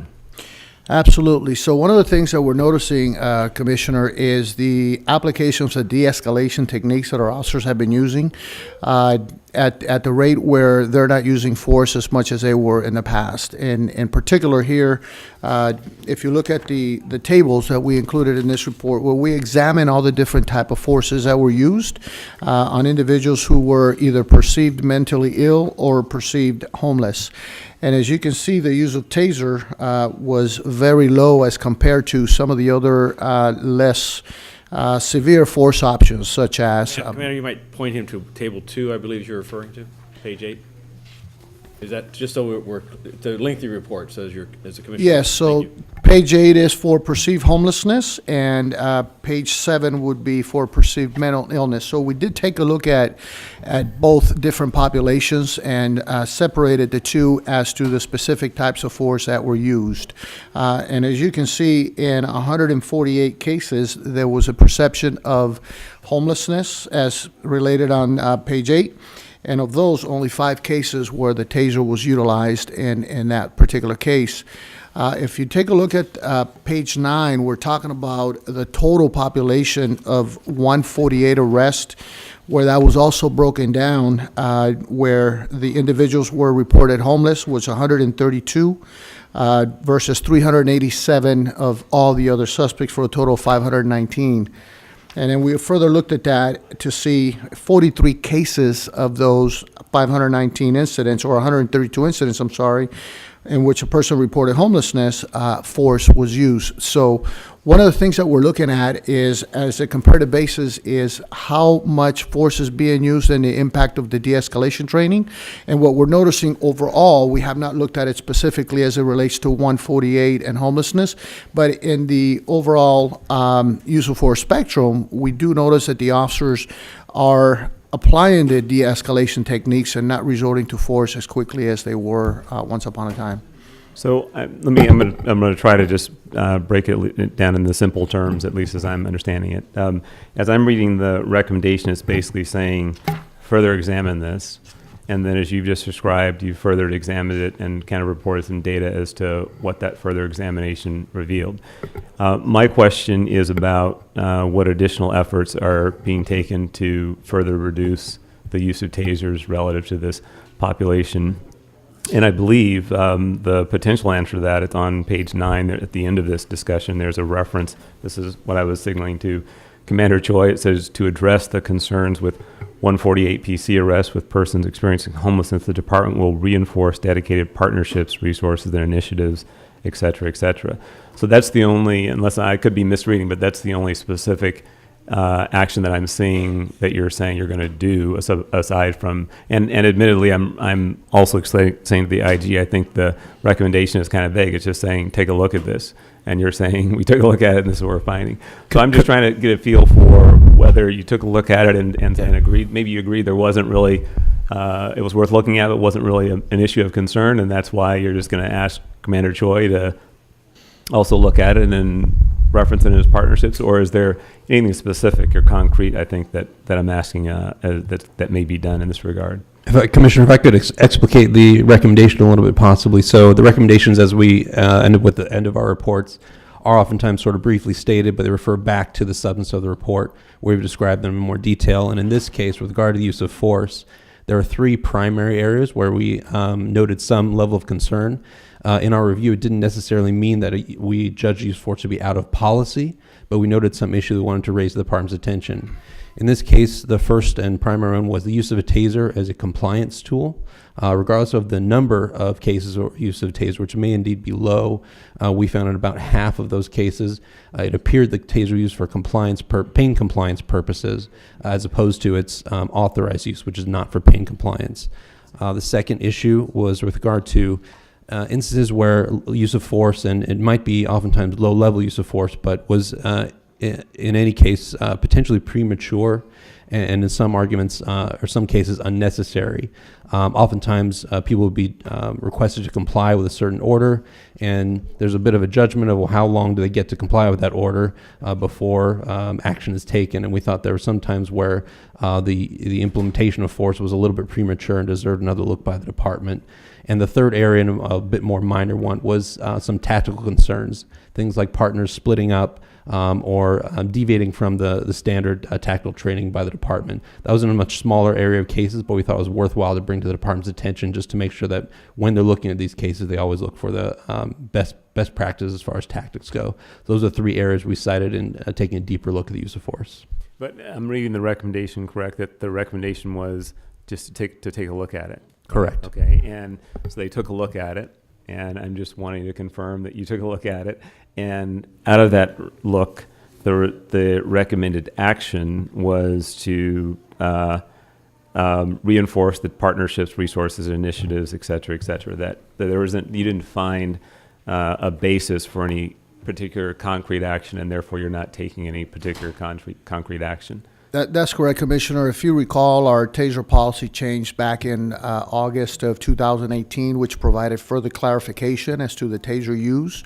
The audit sample population was done before that clarification, which the prior training bulletin was kind of vague and did not provide specific information to the officers as to when they could possibly use taser or not.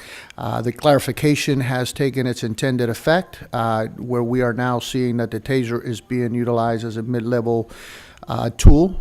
It is no longer a plain compliance or a tool that is used as a compliance mechanism.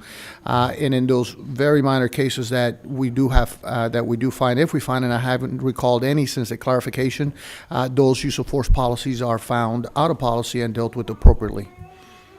Okay, thank you. My last question is relative to recommendation 8, and the recommendation is to work with the city attorney's office to train officers on the filing of guidelines for the 148 cases. And the department's response is indicating that the Office of Operations will remind the detectives to do the CCMS query and receive feedback from the city attorney, and additionally that the area divisions will continue to work with their assigned neighborhood prosecutors to provide training at roll call and so on. Is that when you add all that up, are these simply reminders to continue working with the city attorney, or is there any particular additional steps that may be taken in this regard? So one of the things that every command officers was asked was every division has a neighborhood prosecutor assigned to them, a city attorney, and every command officers was asked to work directly with the neighborhood prosecutors to provide roll call training and give the officers those items of evidentiary value that the city attorney finds necessary in order to achieve prosecution. So there's an ongoing training on that component there from the city attorney with the officers at the local level. In addition to that, once the arrest is made, as you alluded to in the database that the detectives have access to, they are extracting the comments that the city attorney completes. And in relation to a case where if it's rejected for whatever the reasons they decide, they're providing the officers with that feedback so that the officers can see where the improvement needs to be, or where what was missing that the city attorney felt that there was lacking those items of evidentiary value that could have led to a successful prosecution. So that is an ongoing training that is conducted to ensure that the officers understand the incident that they were involved in, the arrest, what happened to it, and if it missed somewhere along the line, what that missing link was to make sure that they get a successful prosecution. So that is ongoing. But, and I want to add to this for clarity because of the depth of this. We take the actions of making a 148 arrest is one that is reviewed and it's been came from the analysis of the consent decree, followed by specifically expectations of not just the supervisor but the watch commander, and the review has been an ongoing matter throughout the course of years. The page 10 of our response on table 5 talks about a sampling of 44% of actual physical review of 130 of the 293 arrests, and it was done in a sampling manner that I think well overrepresents what the body of those 293 arrests are. And in that instance, there were 2 that were found to lack a corpus. So a lack of the elements of the crime out of 130, I think speaks to the fact that we need to ensure each one of those land on the mark, that the basis for the arrest was on a basis of probable cause on elements. There were 30 of 130 that the prosecutor, the filing authority of the city, chose in the interest of justice not to pursue. And that is an area that is within the prosecutor's discretion and can have a competing series of issues as to why they choose not to continue a criminal prosecution of this individual. And one that, while I've asked the Office of Operations to work with the City Attorney's Office, because there's really where the bulk of the work is that we need clarification. Because if there's, however, I will always reserve, I think as a department it's an appropriate and responsible use of our authority to make arrests that are lawful, that are constitutional, and have awareness of filing standards of both the city attorney and district attorney, but can't be entirely governed by those standards.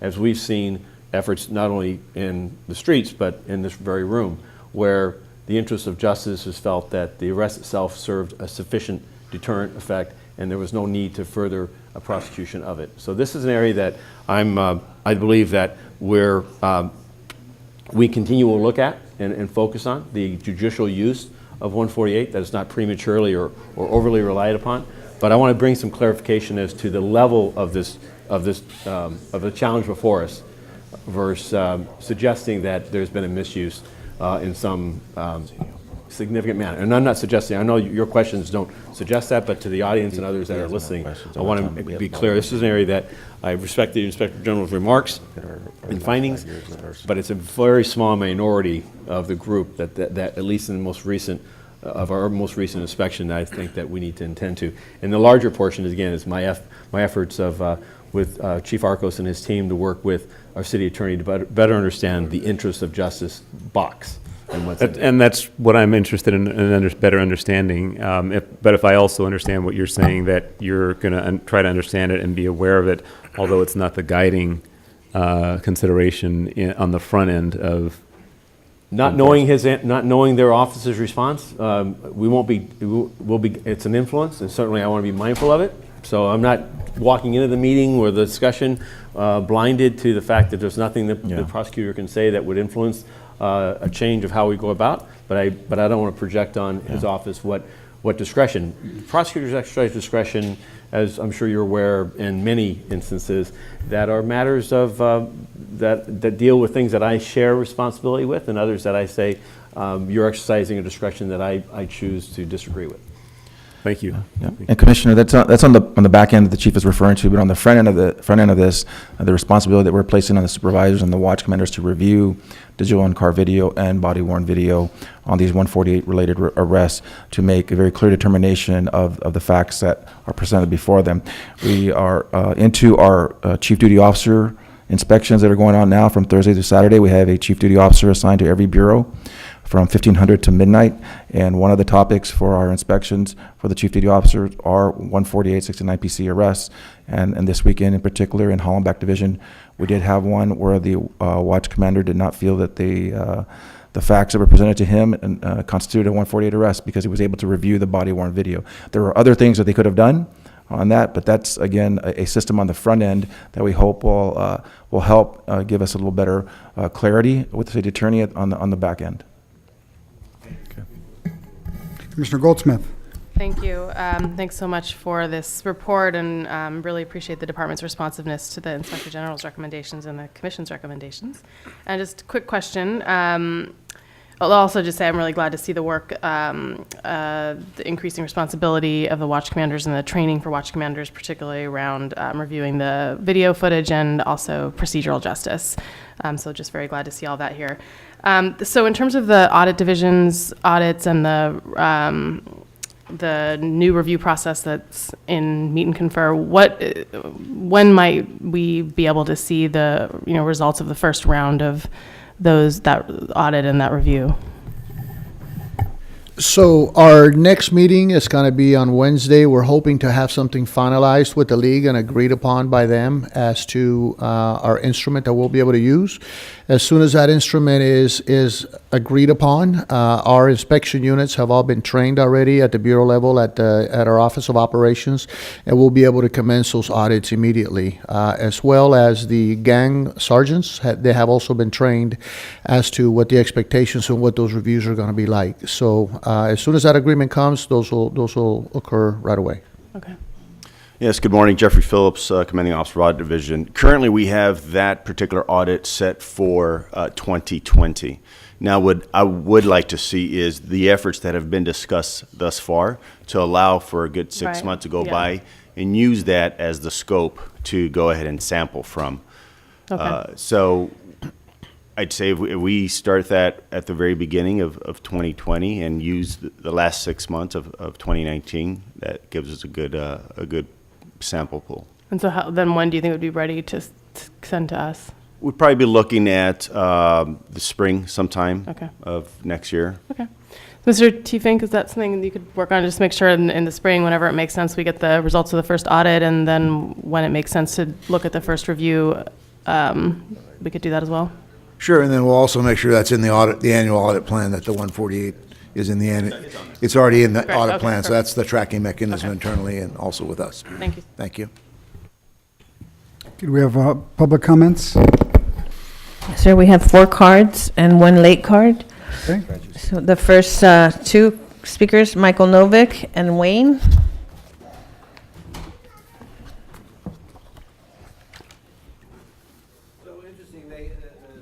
He's actually damned itself in several significant ways with this report, and I want to draw your attention to it. First of all, they acknowledge that 32% of the resisting arrests that resulted in the use of force were with homeless, perceived homeless people, people experiencing homelessness, and I think it was 11% of the cases involved people with perceived mental illness. So beyond the absurdity of arresting someone for resisting arrest for being mentally ill, the fact that so many of those resulted in force is pretty outrageous.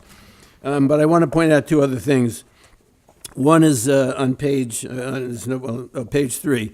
It says training, 2 hours of taxes related to the role of contact and cover officers, proper handcuffing and searching. Advanced Strategies for Command and Control, ASCC, is a new course utilizes specific scenarios related to traffic stops, pedestrian stops, and mental illness. So command and control is something that's used within a paramilitary military organization to ensure that the people, subordinates, follow the orders of their officers, or if they take initiative, they do it in line with strategies adopted by the organization. Command and control is not how the police are supposed to relate to the population that they serve and protect. So that's the source of your problem. The police are trained to think they're supposed to command and control the people they're dealing with, and therefore, if people don't obey them, they're subject to arrest. That's outrageous. Other thing I want to point out is on page, the last page, geographic divisions will work with their assigned neighborhood prosecutors to provide roll call training on the evidentiary requirements. That's about testifying. That's about making sure the cops put in the report things to justify the arrest they made to meet the evidentiary requirement of the city attorney. That's bullshit.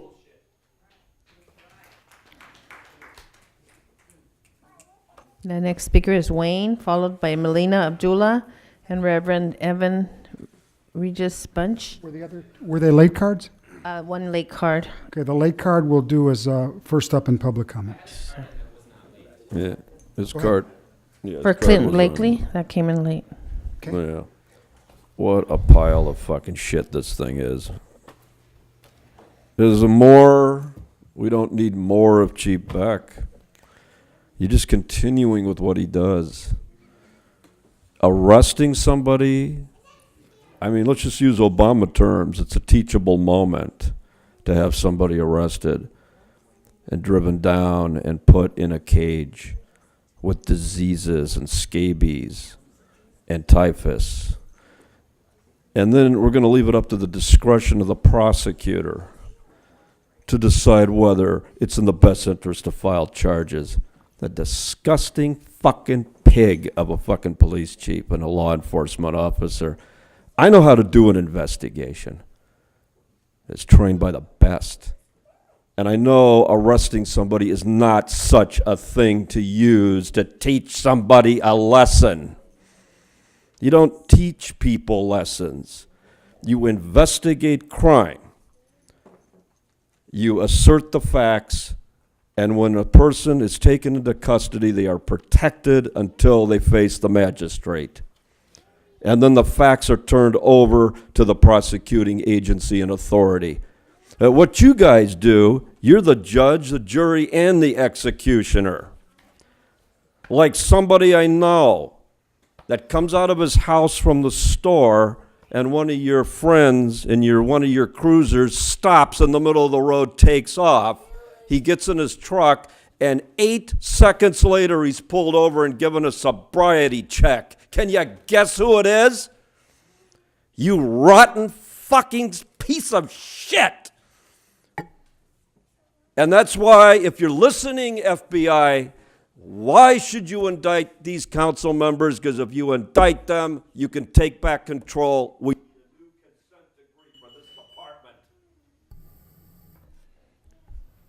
Melina Abdullah.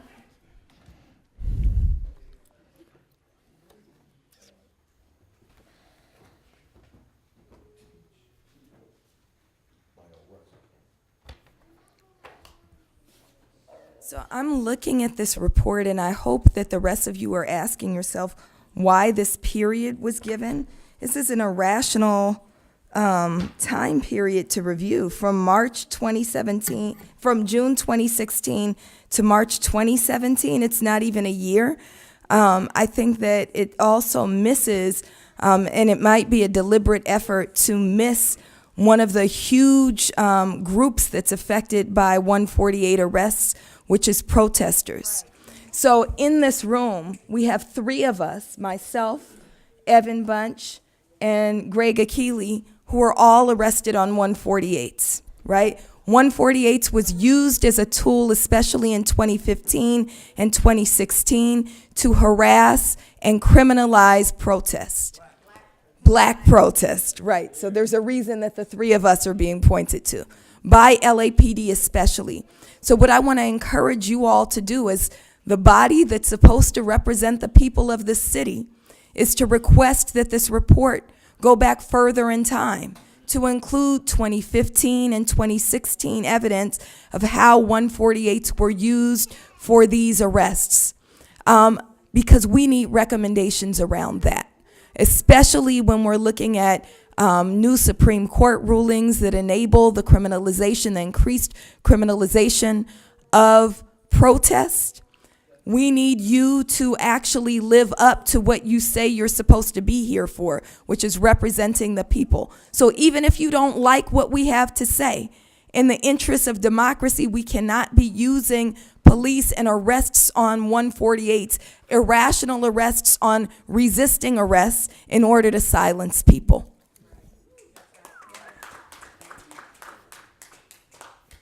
I concur with everything Melina Abdullah said. I think it's unfortunate that I know white supremacy runs in y'all's veins and probably is prohibiting you from thinking compassionately. And Shane Goldsmith, you live a life of police diversion. You receive grants to stop police harassment and police violence. And I think your questions are very, they weren't sincere. For someone to receive a $100,000 grant around policing, a $500,000 grant around diversion, yet you ask questions anybody can ask, really. Right. For someone who does research and data into policing, you should already know what Melina has said. But the question I have for you, Sister Goldsmith, is how much more money do you need to recognize that these police are using whatever tactic that they can to criminalize protest? Right. How much more money do you need? An $800,000 grant? Do you need Steve Silveroff at the Durfee Foundation or the Weingart Foundation to send you more money to shut you up? Because you're actually the right person in the room to ask the right questions. You've been doing the research. But the question is, why are you so quiet? And I know money has a way to keep you quiet. Wow. 148, this bill is the reason why there's no trust in the community. Zero zilch.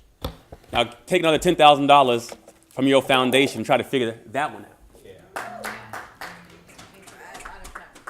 Because they just slap you in the face with bureaucracy. Oh, give us another 6 more months to figure it out. Another 10 more months to figure it out. You've been getting $500,000 grants for the past 10 or 12. Thank you, sir. And we have no other cards on this item? Come back during public comment, thanks. A motion for approval of 2E. Second. I did have a question. Did I understand correctly in the discussion that that the further look at the 148 is going to be as part of the audit plan? Yes, sir. And or if you're able to say now, or I don't know if this is, if I presume I can ask this on the agenda, what the expected scope of that is. And what I'm curious about really is the question of whether you have the opportunity to look at a broader period of time, or what time period will be covered by that audit. Yes, I mentioned looking at the last 6 months. Given the changes and the efforts that have been that the chiefs and commanders have talked about today, looking at the most previous 6 months. So we're looking at maybe the last 6 months of 2019, purposely because of the efforts that were made, rather than go further back. That's a discretionary decision? I mean, what I'm wondering is what's driving the scope of the audit? Commissioner, absolutely. Just as he described, is the effort is, after digesting the Inspector General's audit and inspection of, I think it was November, December of this last year, the department launched a series of initiatives, and in concert with the changes relative to the use of the taser and in regards to recent court decisions as to that being an intermediate device, there's just the implications that we want to see what this fresh audience of activity will look like in the last 6 months of this year. The inspections process of the randomized basis of body-worn cameras. We believe that is going to have a view, but also I think it's going to have an impact on officer conduct and how they conduct themselves. So the audit period that we're looking at is relevant to how responsive, to an earlier question you had, has the organization been, the rank and file, to the measures that we've imparted in the last 6 to 8 months. Relative to 148? Everything. 148, procedural justice. 148 as an arrest charge. The underlying, some of the audiences have mentioned, the underlying factors involved goes to an officer's discretion, officer's temperament, the approach, their how they interact with the situation, as Chief Arcos indicated, the fairness of it. Is this the most appropriate charge? That's not a single body of instruction. It's really the efforts of the organization. I think how reflective in their conduct in the last 6 months of this year have those underlying efforts been for the last year. So what would be the tool to undertake a broader look? So I can appreciate what you're describing relative to the 6 months look, and I understand that to be broader than 148. If I'm no, the 6 months that we're looking at. Dr. Phillips, go ahead and remind again the body of work. Yes, again, so as far as the audit time period and what we're looking at is the last 6 months of 2019, and that's to assess the efforts that have been made that have been discussed here today. Relative to the 148? With regard to 148 arrests. And as far as the scope of the audit, we will be looking at the IG's review that they did and looking at what it is they reviewed and probably very likely following suit with what and how they looked at things as well. So what is the, so if you take that work and you accept that particular audit of that work, what's required in order to undertake a broader look for a broader period of time? So you mean tapping into, say, an audit time period that goes further back? Yes. Yeah, we can do that, but then I have to take back when you would probably see the review, because now we're looking at two audits. What I'm suggesting is that conceivably it could be two different. If I'm understanding you to say that you're already in process in the 6 month in this fairly narrow review, is that? No, we're not in process, sir. Okay, we so would be starting. We would be starting. What do you need to take back in order to look at a broader period of time? I'm not sure I'm understanding. Why? If I was hearing you a second ago, you were saying, yes, you could undertake a look at a broader period of time, but there's something you were starting to say you'd have to take back to redo. So I'm asking now we're simply, looking, so for example, I'm simply asking the question is, what would it take to undertake a review of 148 activity for a period of time broader than what has already been looked at? It would just take a longer period of time to do the review. So essentially, we would take a sample. Now we're doubling the sample. We would take a sample from a previous audit time period and a sample of the last 6 months. Now we're looking at two different samples. It would take us longer to do the review. That's all. So and maybe I can ask Mr. Teefank also. I'm not sure still. I'm sure I'm familiar with how the audit plan is put together and so on. So what I'm trying to do is to not disrupt whatever work is in the current audit plan, but I'm trying to understand, again, what would it take to undertake a review for a broader period of time, whether it's in the current audit or in a future audit. We have the numbers. I believe there has been a recent 148 audit that was completed probably within the past 18 months to 24 months. I think there's one that came here. I can get you a copy of that audit, which would cover a period of time that would go back before that audit was presented to the commission. I think what Dr. Phillips is saying and what the department is saying is that The Inspector General's audit of 148 generated a number of recommendations. Yes. The department has implemented those recommendations. To determine the effectiveness of those recommendations, they want to take a retrospective 6-month look from June through December of 2019, and that audit would be prepared and brought to you in the spring of 2020, looking at what has been the impact of the changes the department made as a result of the Inspector General's audit. If you were to go back retroactive beyond that, it would basically be combining apples and oranges, because this audit asked the department to make specific changes, which they have done. If you were to go back now and do an audit of things that they're no longer doing, it really is of no consequence. That's why I would suggest we could pull the prior 148 audits, and then you could see those audits. Well, I mean, let's at least start there if we could. And Sure. I just want to underscore again, I'm not asking that we disrupt the 6-month, the look at the 6-month review and all that. That's a separate issue. No, I I'm understand, simply sir. asking Okay. the question of really how would we take the broader look in time. I do recall, I think it was shortly after I came on, we did have there was an audit review of 148 at that time. Those audits So- have been done on a regular basis. I'll go back and pull those audits that we have for the last. The only several thing years. I just want to note is that there's a very key aspect that's going to be different in this next 148 audit, and that is body-worn video. Those previous 148 audits that were done did not include body-worn video because we didn't have that available. But you're speaking to the 6-month look that's coming in, again, that's off to the this is the side. future. We're saying, let's respect that, don't disrupt it, finish that work. And Okay, Commissioner- I'm simply asking a different question relative to how we get the look at the broader period of time. And if it's not gonna be a included good in picture of the the earlier full- audits, we'll pick it up there, but if it's not, then we'll see how we best achieve That's that. the way. Okay, we have a motion, we have a second. All those in favor? Aye. Anyone opposed? Okay, let's go to the chief's report. Thank Morning, you, Chief. gentlemen. Thank Good morning, you. Commissioners. As is customary, I am to report significant incidences of efforts by the department in our outreach, as well as any officer-involved shootings. Let me first talk about 2 officer-involved shootings that occurred during the last 2-week period of time, which is what this period covers. First is on May 26th of this year, just after 8 o'clock in the morning. It was in the West Valley area in the 8,000 block of Hesperia Avenue in the city or region of Reseda.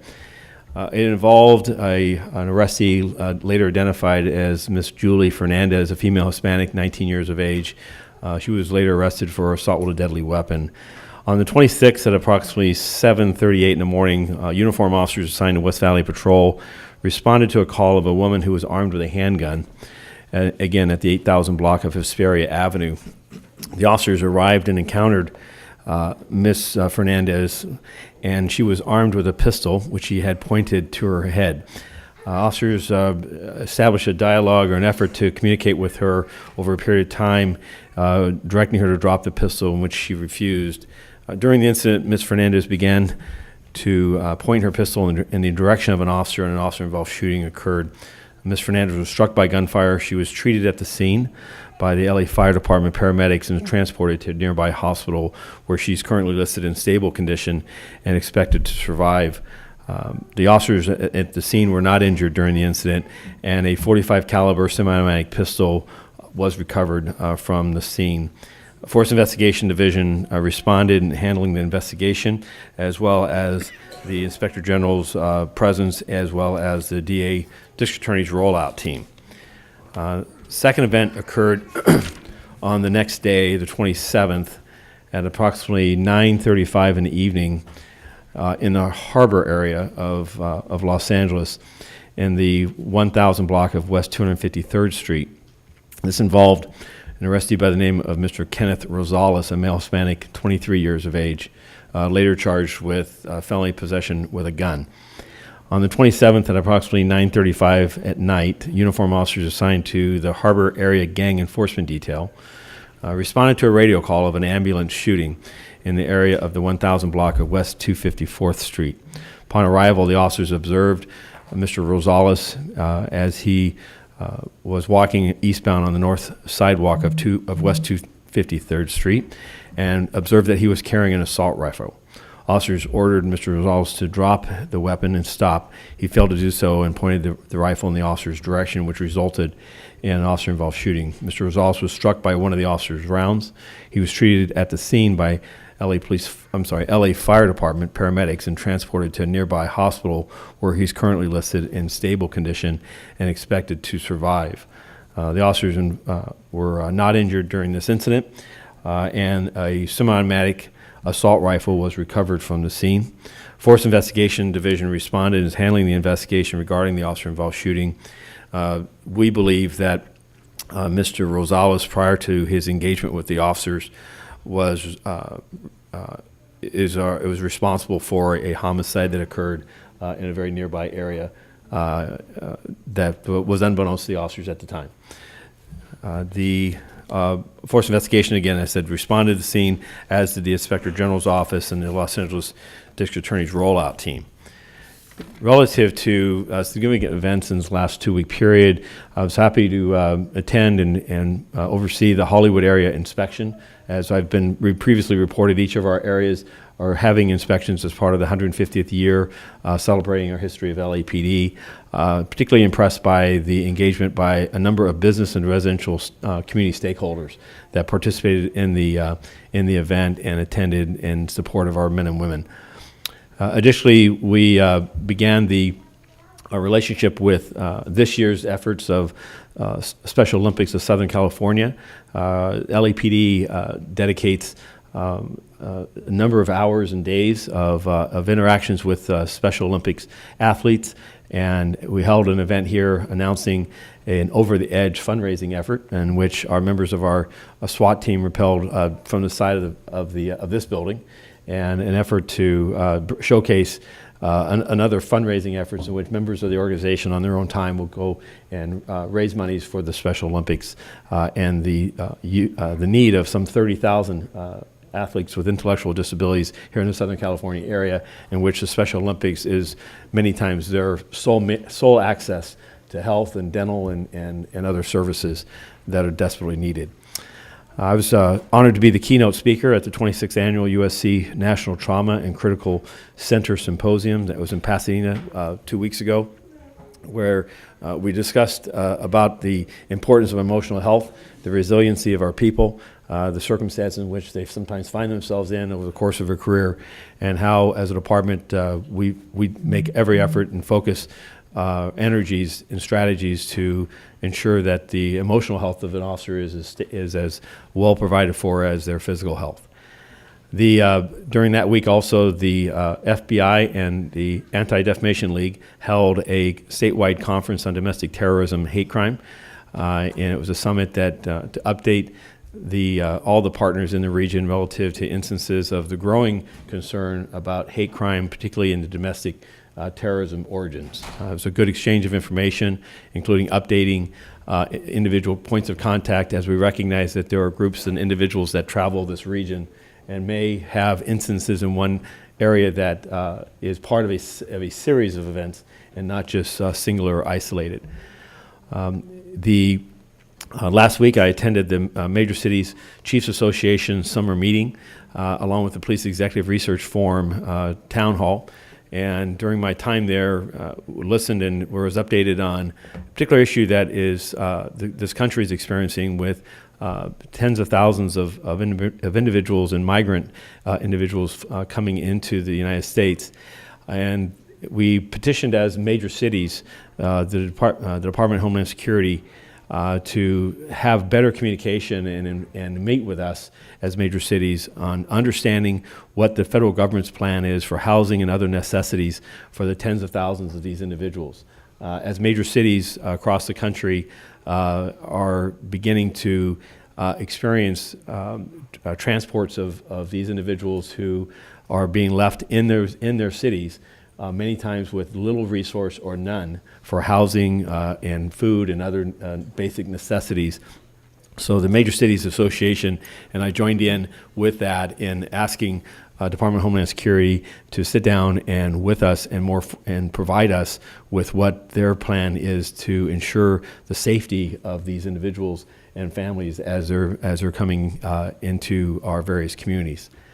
Last week, we also saw the Valley Bureau CPAB meeting. So each of the CPABs in the San Fernando Valley, all 7 commands, this last Saturday held a morning session to update themselves on most recently revised bylaws, and as well as emergency preparedness. And it was a good opportunity to just reinforce the value and importance of our community police advisory boards, and for me to both thank them as well as to stress that the revisions to the bylaws are meant to improve their role as advisors and significant stakeholders in how our efforts of community policing are delivered in each of our geographic areas.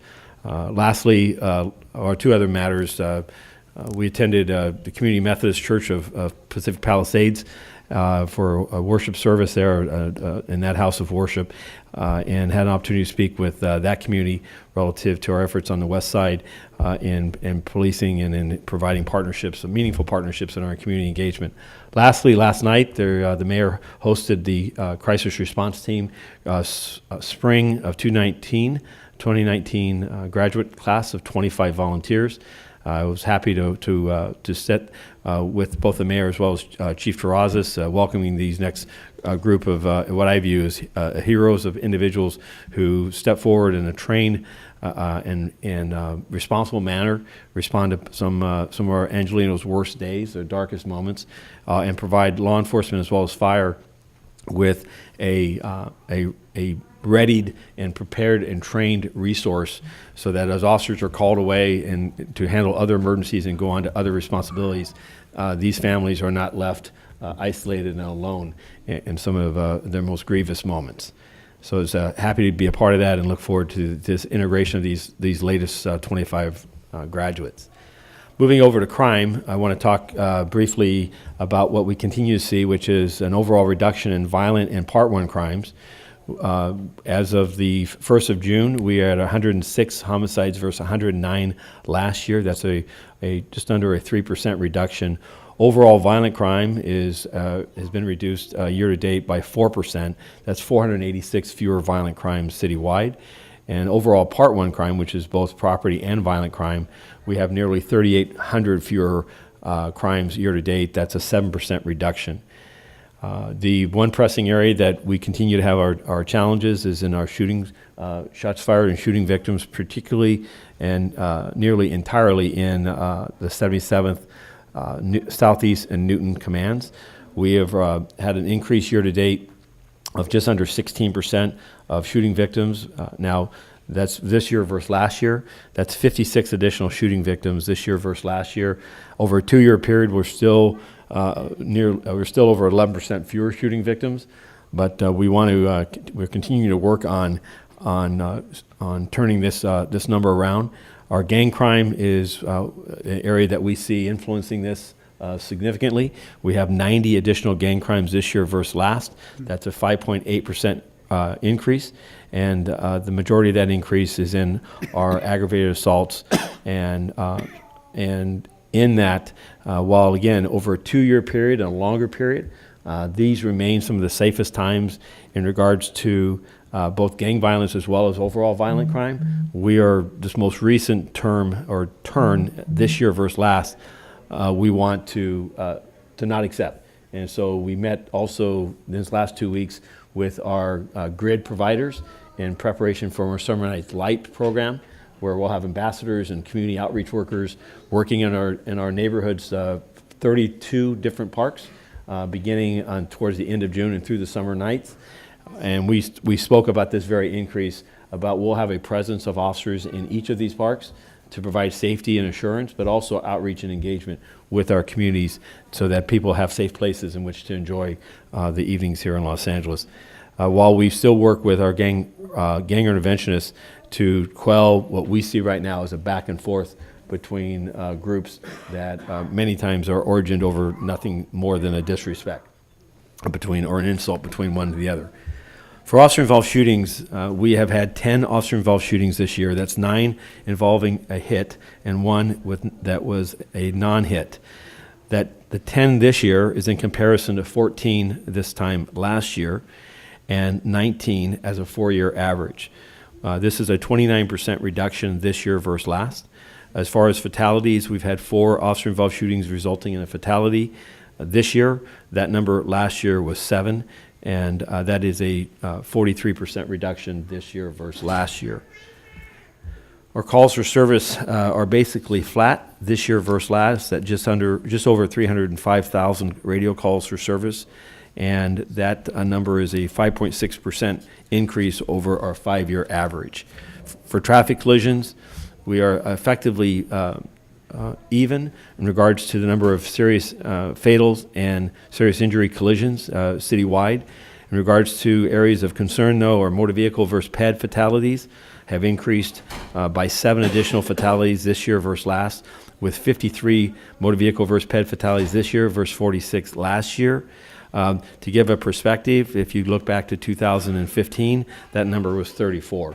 So this is where our most pressing matter continues to be in the safety of Los Angeles, is in our traffic areas with pedestrians and with the motoring public providing sufficient space and distance.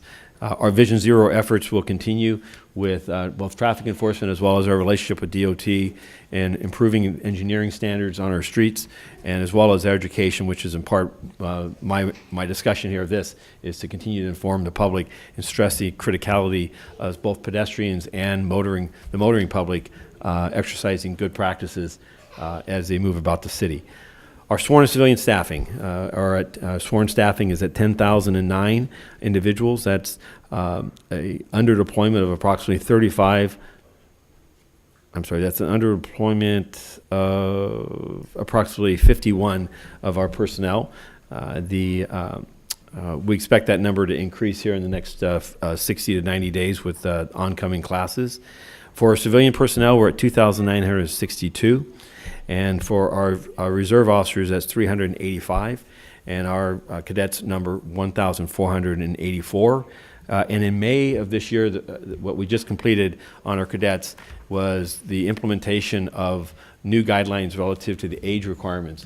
And today, effective in May, the cadets that were 18 years or older have been given an opportunity and invited to continue their work or volunteerism with LAPD as adult volunteers, including a role of a cadet advisor that wears a different uniform, wears it's a polo shirt, and has a responsibility of being an advisor, much like a high school athlete coach would be that's in college, that is supervised and overseen by older adults and officers. As well as cadets, adults that are transitioning from cadet program are also being afforded the opportunity to work at the desk and other responsibilities within the station and in the field in a different role and capacity.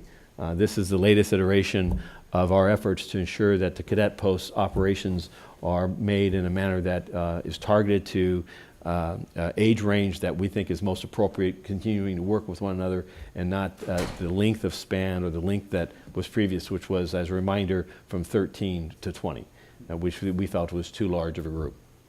And I've asked for a follow-up from my community engagement group here in the next 30 to 45 days. I'm very interested in those. We had a couple of hundred that were adults, if you will, 18 to 20, and I'm very interested in the outcome to ensure that all efforts are made to continue to facilitate their relationship with the police department, as I do think that as they're growing up as young people, they can continue to benefit, but we need it to be in a different capacity. That concludes my report, and I'm happy to answer any questions. Chief, the officer that was on his motorcycle in the hit and run yesterday? Yes. His condition? He will survive his injuries. He had some significant bumps and scrapes, and I'm grateful for that the extent of his injuries were not worse. Thank you. Any other questions of the That chief? motorist, that outstanding motorist, is still, the investigation continues to identify the driver of that Hit and BMW. run. Yeah. Okay. Do we have any public comments on the chief's report? Yes, sir. We have 13 cards. We begin with Hamid Khan, Gina Viola, and Michael Novick.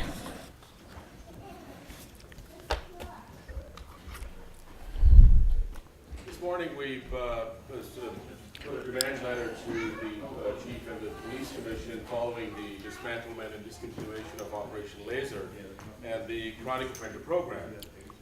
There's still a whole bunch of outstanding concerns that the community has, and we are demanding that the commission clearly instructs the department to follow up, and we're going to read those demands over here as well.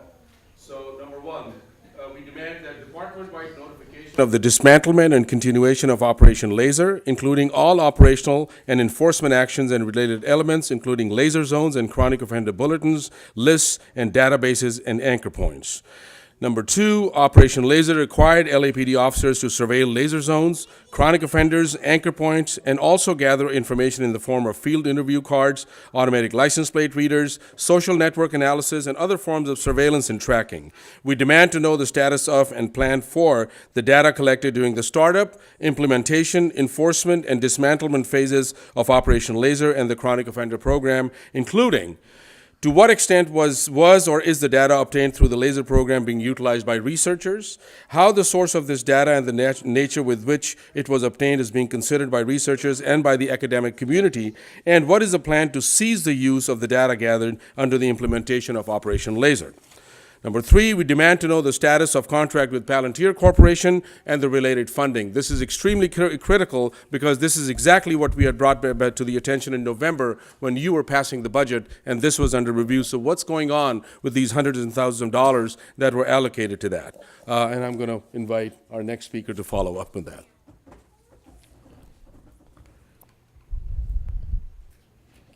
Number 4, Justice and Security Strategies, JSS, was the research partner to LAPD and was to serve as the evaluator and provider of technical assistance for the implementation of Operation Laser, according to documents on the Smart Policing Grant to implement Operation Laser. Given that the LASER program was audited only once in approximately 7 years of operation and was shut down shortly thereafter, we demand to know, A, the status of the contract with JSS as it relates to LASER and the chronic offender bulletin programs, including implementation, operational assessment, reporting, monetary compensation, and any other related programmatic relationships with JSS. B, how has the performance of JSS as the principal program evaluator of Operation Laser been investigated and documented? C, what other LAPD programs are currently being implemented and overseen by JSS, and how are they being evaluated?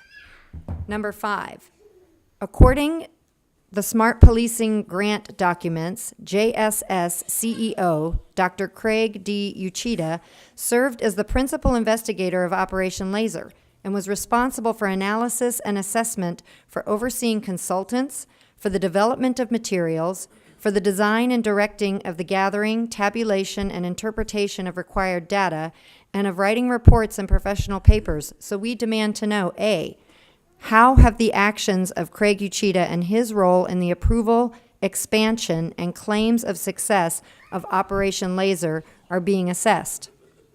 B, what is the status and role of Dr. Craig Uchida currently with any other LAPD programs?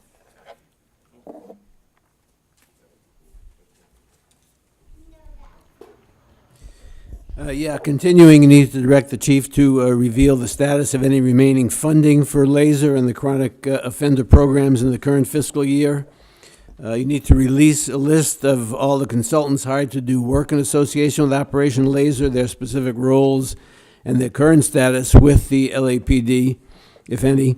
Number 8, you should release any and all communications regarding the dismantlement and findings of the Officer Inspector General audit with the Bureau of Justice Assistance or any other local, regional, federal, corporate, public, private sector agencies that have committed or have made or committed current or future funding for Operation Laser and the Chronic Offender Program.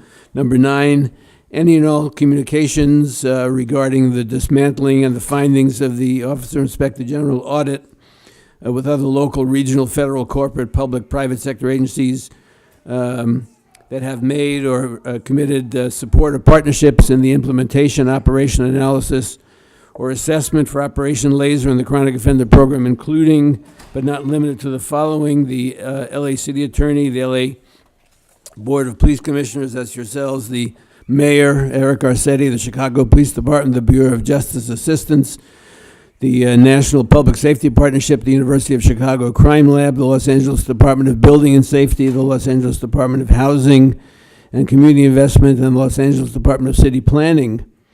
Number 10, you need to release the list of agencies and organizations not named in the preceding point to which the LAPD has exported elements of Operation Laser and how they have been notified of the program's status, for example, West Memphis, Arkansas.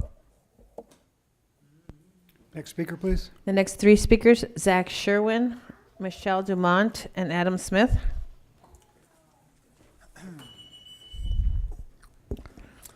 Demand number 11, release of information reviewed by the Office of the Inspector General during the office's review of LAPD's predictive policing programs, specifically with regard to which LAPD divisions and officers were committing acts named in the report, including using informal references from officers in categorizing folks as chronic offenders, removing the language approved by the city attorney from the top of the chronic offender bulletins, and other such actions that would further endanger and violate the rights of community members. Demand number 12, the status of the LAPD's use of social network analysis, which officers were trained in using the funding from the Smart Policing Grant to be used in association with Operation Laser. What did the training entail, and who was targeted by this component of the program? We look forward to hearing back from you within 2 weeks with a clear action plan that addresses the demands outlined in this letter and by the speakers before me. Michelle Dumont. These are not requests, these are demands. I'm just looking at a document produced by Campaign Zero.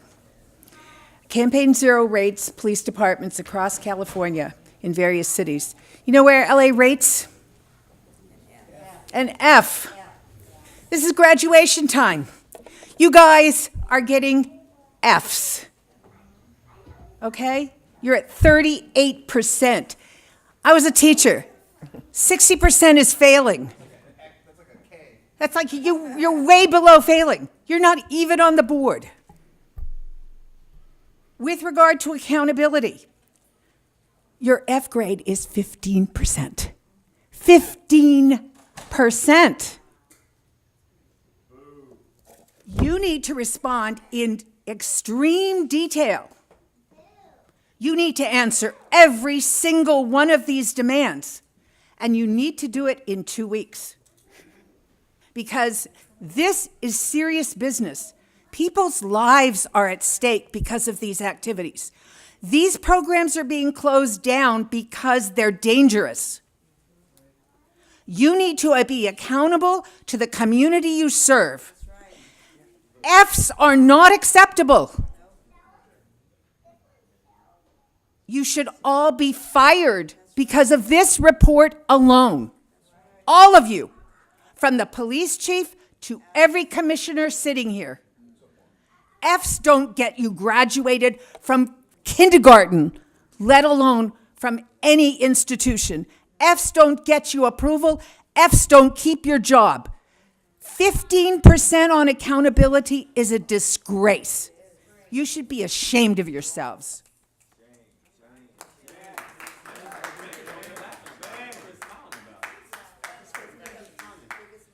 Next speaker. That's me. I hope that the serious folks up on the board, not you, Steve, take this letter to heart and actually meet the demands in it. I want to talk about one of the incidences of the use of force that the chief talked about, and Commissioner Goldsmith isn't here, but I'm going to go back about, she was talking about outreach over enforcement. And this person who was shot was a teenager, was a suicidal teenager. And it makes me think of like the rates of suicide attempts and self-harm around the country, and thinking about if that young woman lived in Brentwood or Pacific Palisades, how would the police have shown up to that, gun or not? I also think about like what are the material conditions in that neighborhood that's disparately impacted by policing, that this young woman is put in that position. And we respond with force. You respond with force. And the chief has been talking a lot this year about supposed gang crime in 77th and Newton and Southeast. And using Metro Division as an example, we see that what is being criminalized is poverty. Last week, when you were all celebrating the community safety partnerships, glad you're back, Commissioner Goldsmith.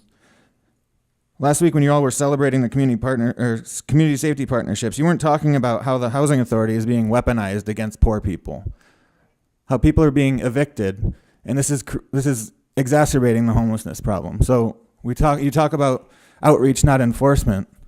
All of these programs are enforcement. All of these programs are adding to the homeless problem in the city.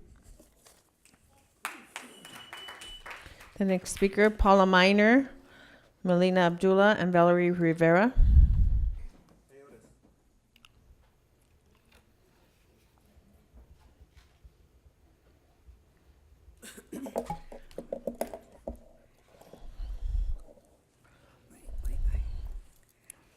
Chief Moore, I just want to share with the commission, when we talk about incidents occurring in the past week, a letter that you received from a number of community groups.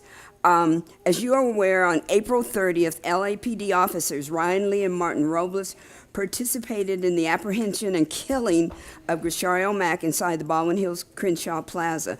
On March 19th, this commission ruled that the fatal shots fired by the two officers were out of policy, opening up the way for you to implement discipline.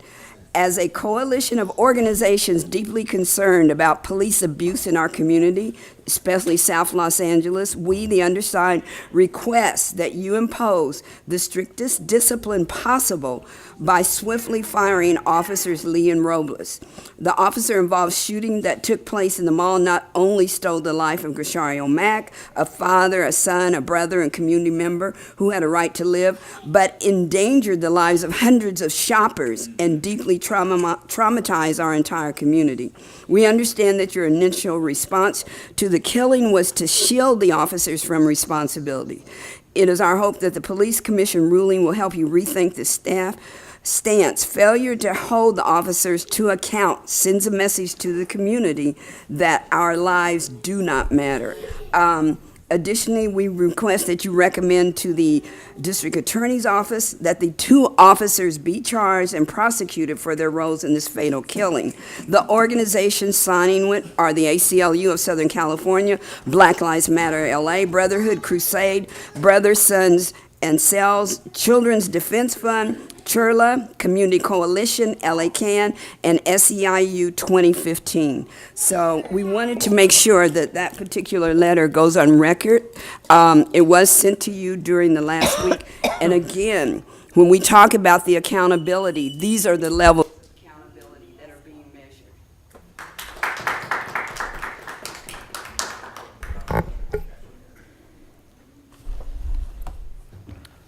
Next speaker, please. The next speaker is Melina Abdullah, followed by Valerie Rivera and Akhil Gopal.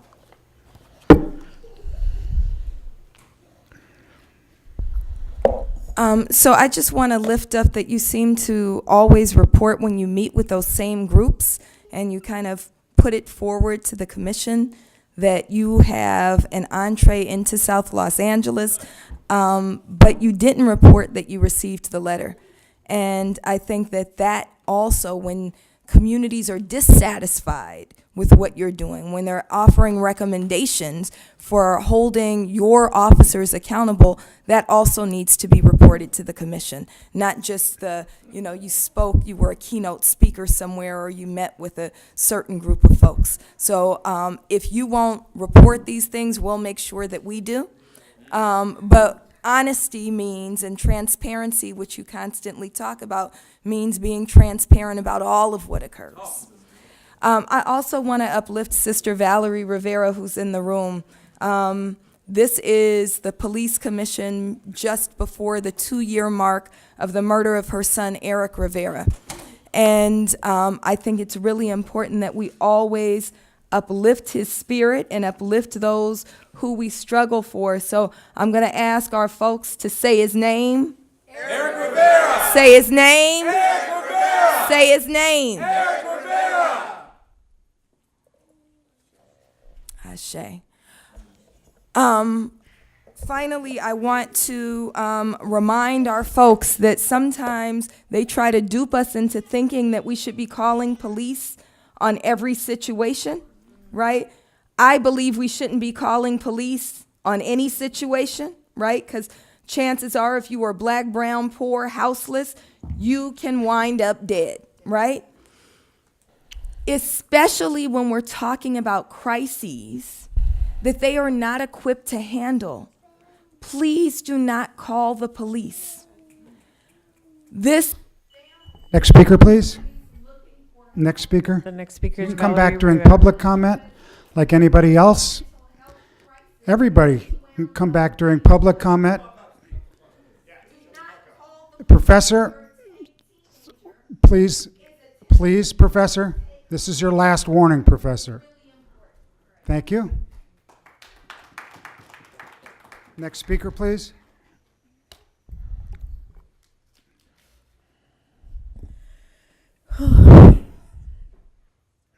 Just so sadly, I have to come to this ridiculous meeting again.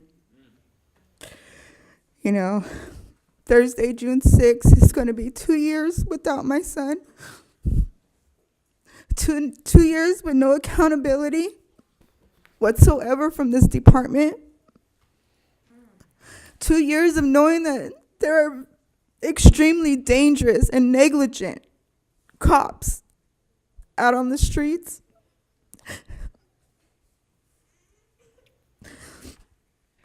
Two years of being so affected by this department and knowing that I can't have any trust. I can't have any faith. And it sucks. Because I always believe in giving people chances to do what's right. I've given you many chances. I've given this whole department chances to step up and do something. I mean, how could it be right? Are you guys telling me that if you guys were in that situation, you would have killed Eric the same way? That's what I'm getting out of this. That you guys would have taken my son's life the same way. You guys would have been just as negligent. You guys are the worst people ever. And I'm blessed to know that I have people in the community to help me through this struggle. And it's extremely, extremely painful to know that I am not the only family member that is going through this. Would you like to use your public comment? 2 minutes? Okay, let's put 2 minutes on the clock, please. Thank you. I don't understand how you guys can sit here and actually think that Eric deserved what happened to him. Even those two cops know that they fucked up. And I don't understand how this department cannot see the negligence. The negligence. I heard from those two cops, Daniel Ramirez and Arturo Urrutia's own mouths, from their own testimony, unable to even agree with each other in any aspect of what happened that night. They have contradicted each other in every point of what happened that night. How can one cop sit there and say Eric had that squirt gun in his right hand and the other cop said it was in his left hand? How can one cop sit there and say that Eric turned leftwards and the other cop say Eric turned right? How can one cop sit there and say that they thought they seen what appeared to be a black gun and the other cop sits there and says that it appeared to be a silver gun when it was neither of them? How can one cop sit there and say that Eric quarterly, this is all Eric did, was walking, they're driving up, jumping out of their car with their fucking guns drawn. Who knows if they even have their fucking seatbelts on? But you guys want to hold all of us accountable, the community accountable for every little fucking thing. Every little thing. How can one cop sit there and say, Eric just did this? Quarterly put his arm up, which is walking. Walking. My arm goes up all the time. Does that mean that I'm going to have to worry about getting killed? And all he says is that Eric put his arm up a quarter way, fell back down. He looked, took his eyes off of Eric Okay, for a split we'll go second back to to the look, chief's report now. Stop. To look We'll go and back make to the sure no chief's cars report. are coming because he was on that side of traffic coming. And then the second he turned and looked back at Eric, Eric's arm was going back down, and at that moment he was being shot. Eric was shot and ran over in a matter of 11 seconds of contact. 11 seconds. But yet the other cop wants to all of a sudden sit there and say, which is the dirtiest cop I know, which is the one cop that should not be a cop. Both of them should get their guns and their badges taken away immediately. And I demand that they get fired. And on top of that, why don't you all go ahead and quit too, while you're at it? Because you guys are being so negligent in this department. So shameful. And I tried to reach out. I tried to ask for help. Where's the humanity at? Where you guys talk about caring for the community. Well, where is it at? Because Eric's life's not here no more. He's gone. And I'm forced to have to sit here for the rest of my life. God forbid, I hope that there's going to be accountability here real soon. And I should be able to celebrate my son's life and move past this and not have to fight every single fucking day for the rest of my life. Because this isn't the only thing that I do. I don't just come into these meetings. I have to go and sacrifice my time away from my children, away from my parents, away from my life, to sit there and go to Sacramento and fight for these laws to be made and changed, to save lives, which is what you guys are supposed to be doing. You are supposed to be saving these lives. But you guys failed for Eric. You guys failed that day when Eric got killed. And I don't understand how you guys could sit here and act like we're the problems. I don't get it. It is so upsetting. And it's extremely scary to know that there are thousands of killer cops. In fact, there's some in this very room right here. Tell the story.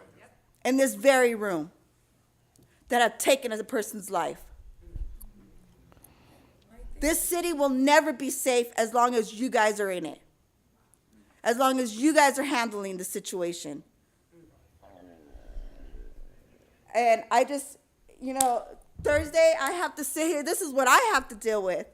There's no way of being able to prepare for such a thing like this.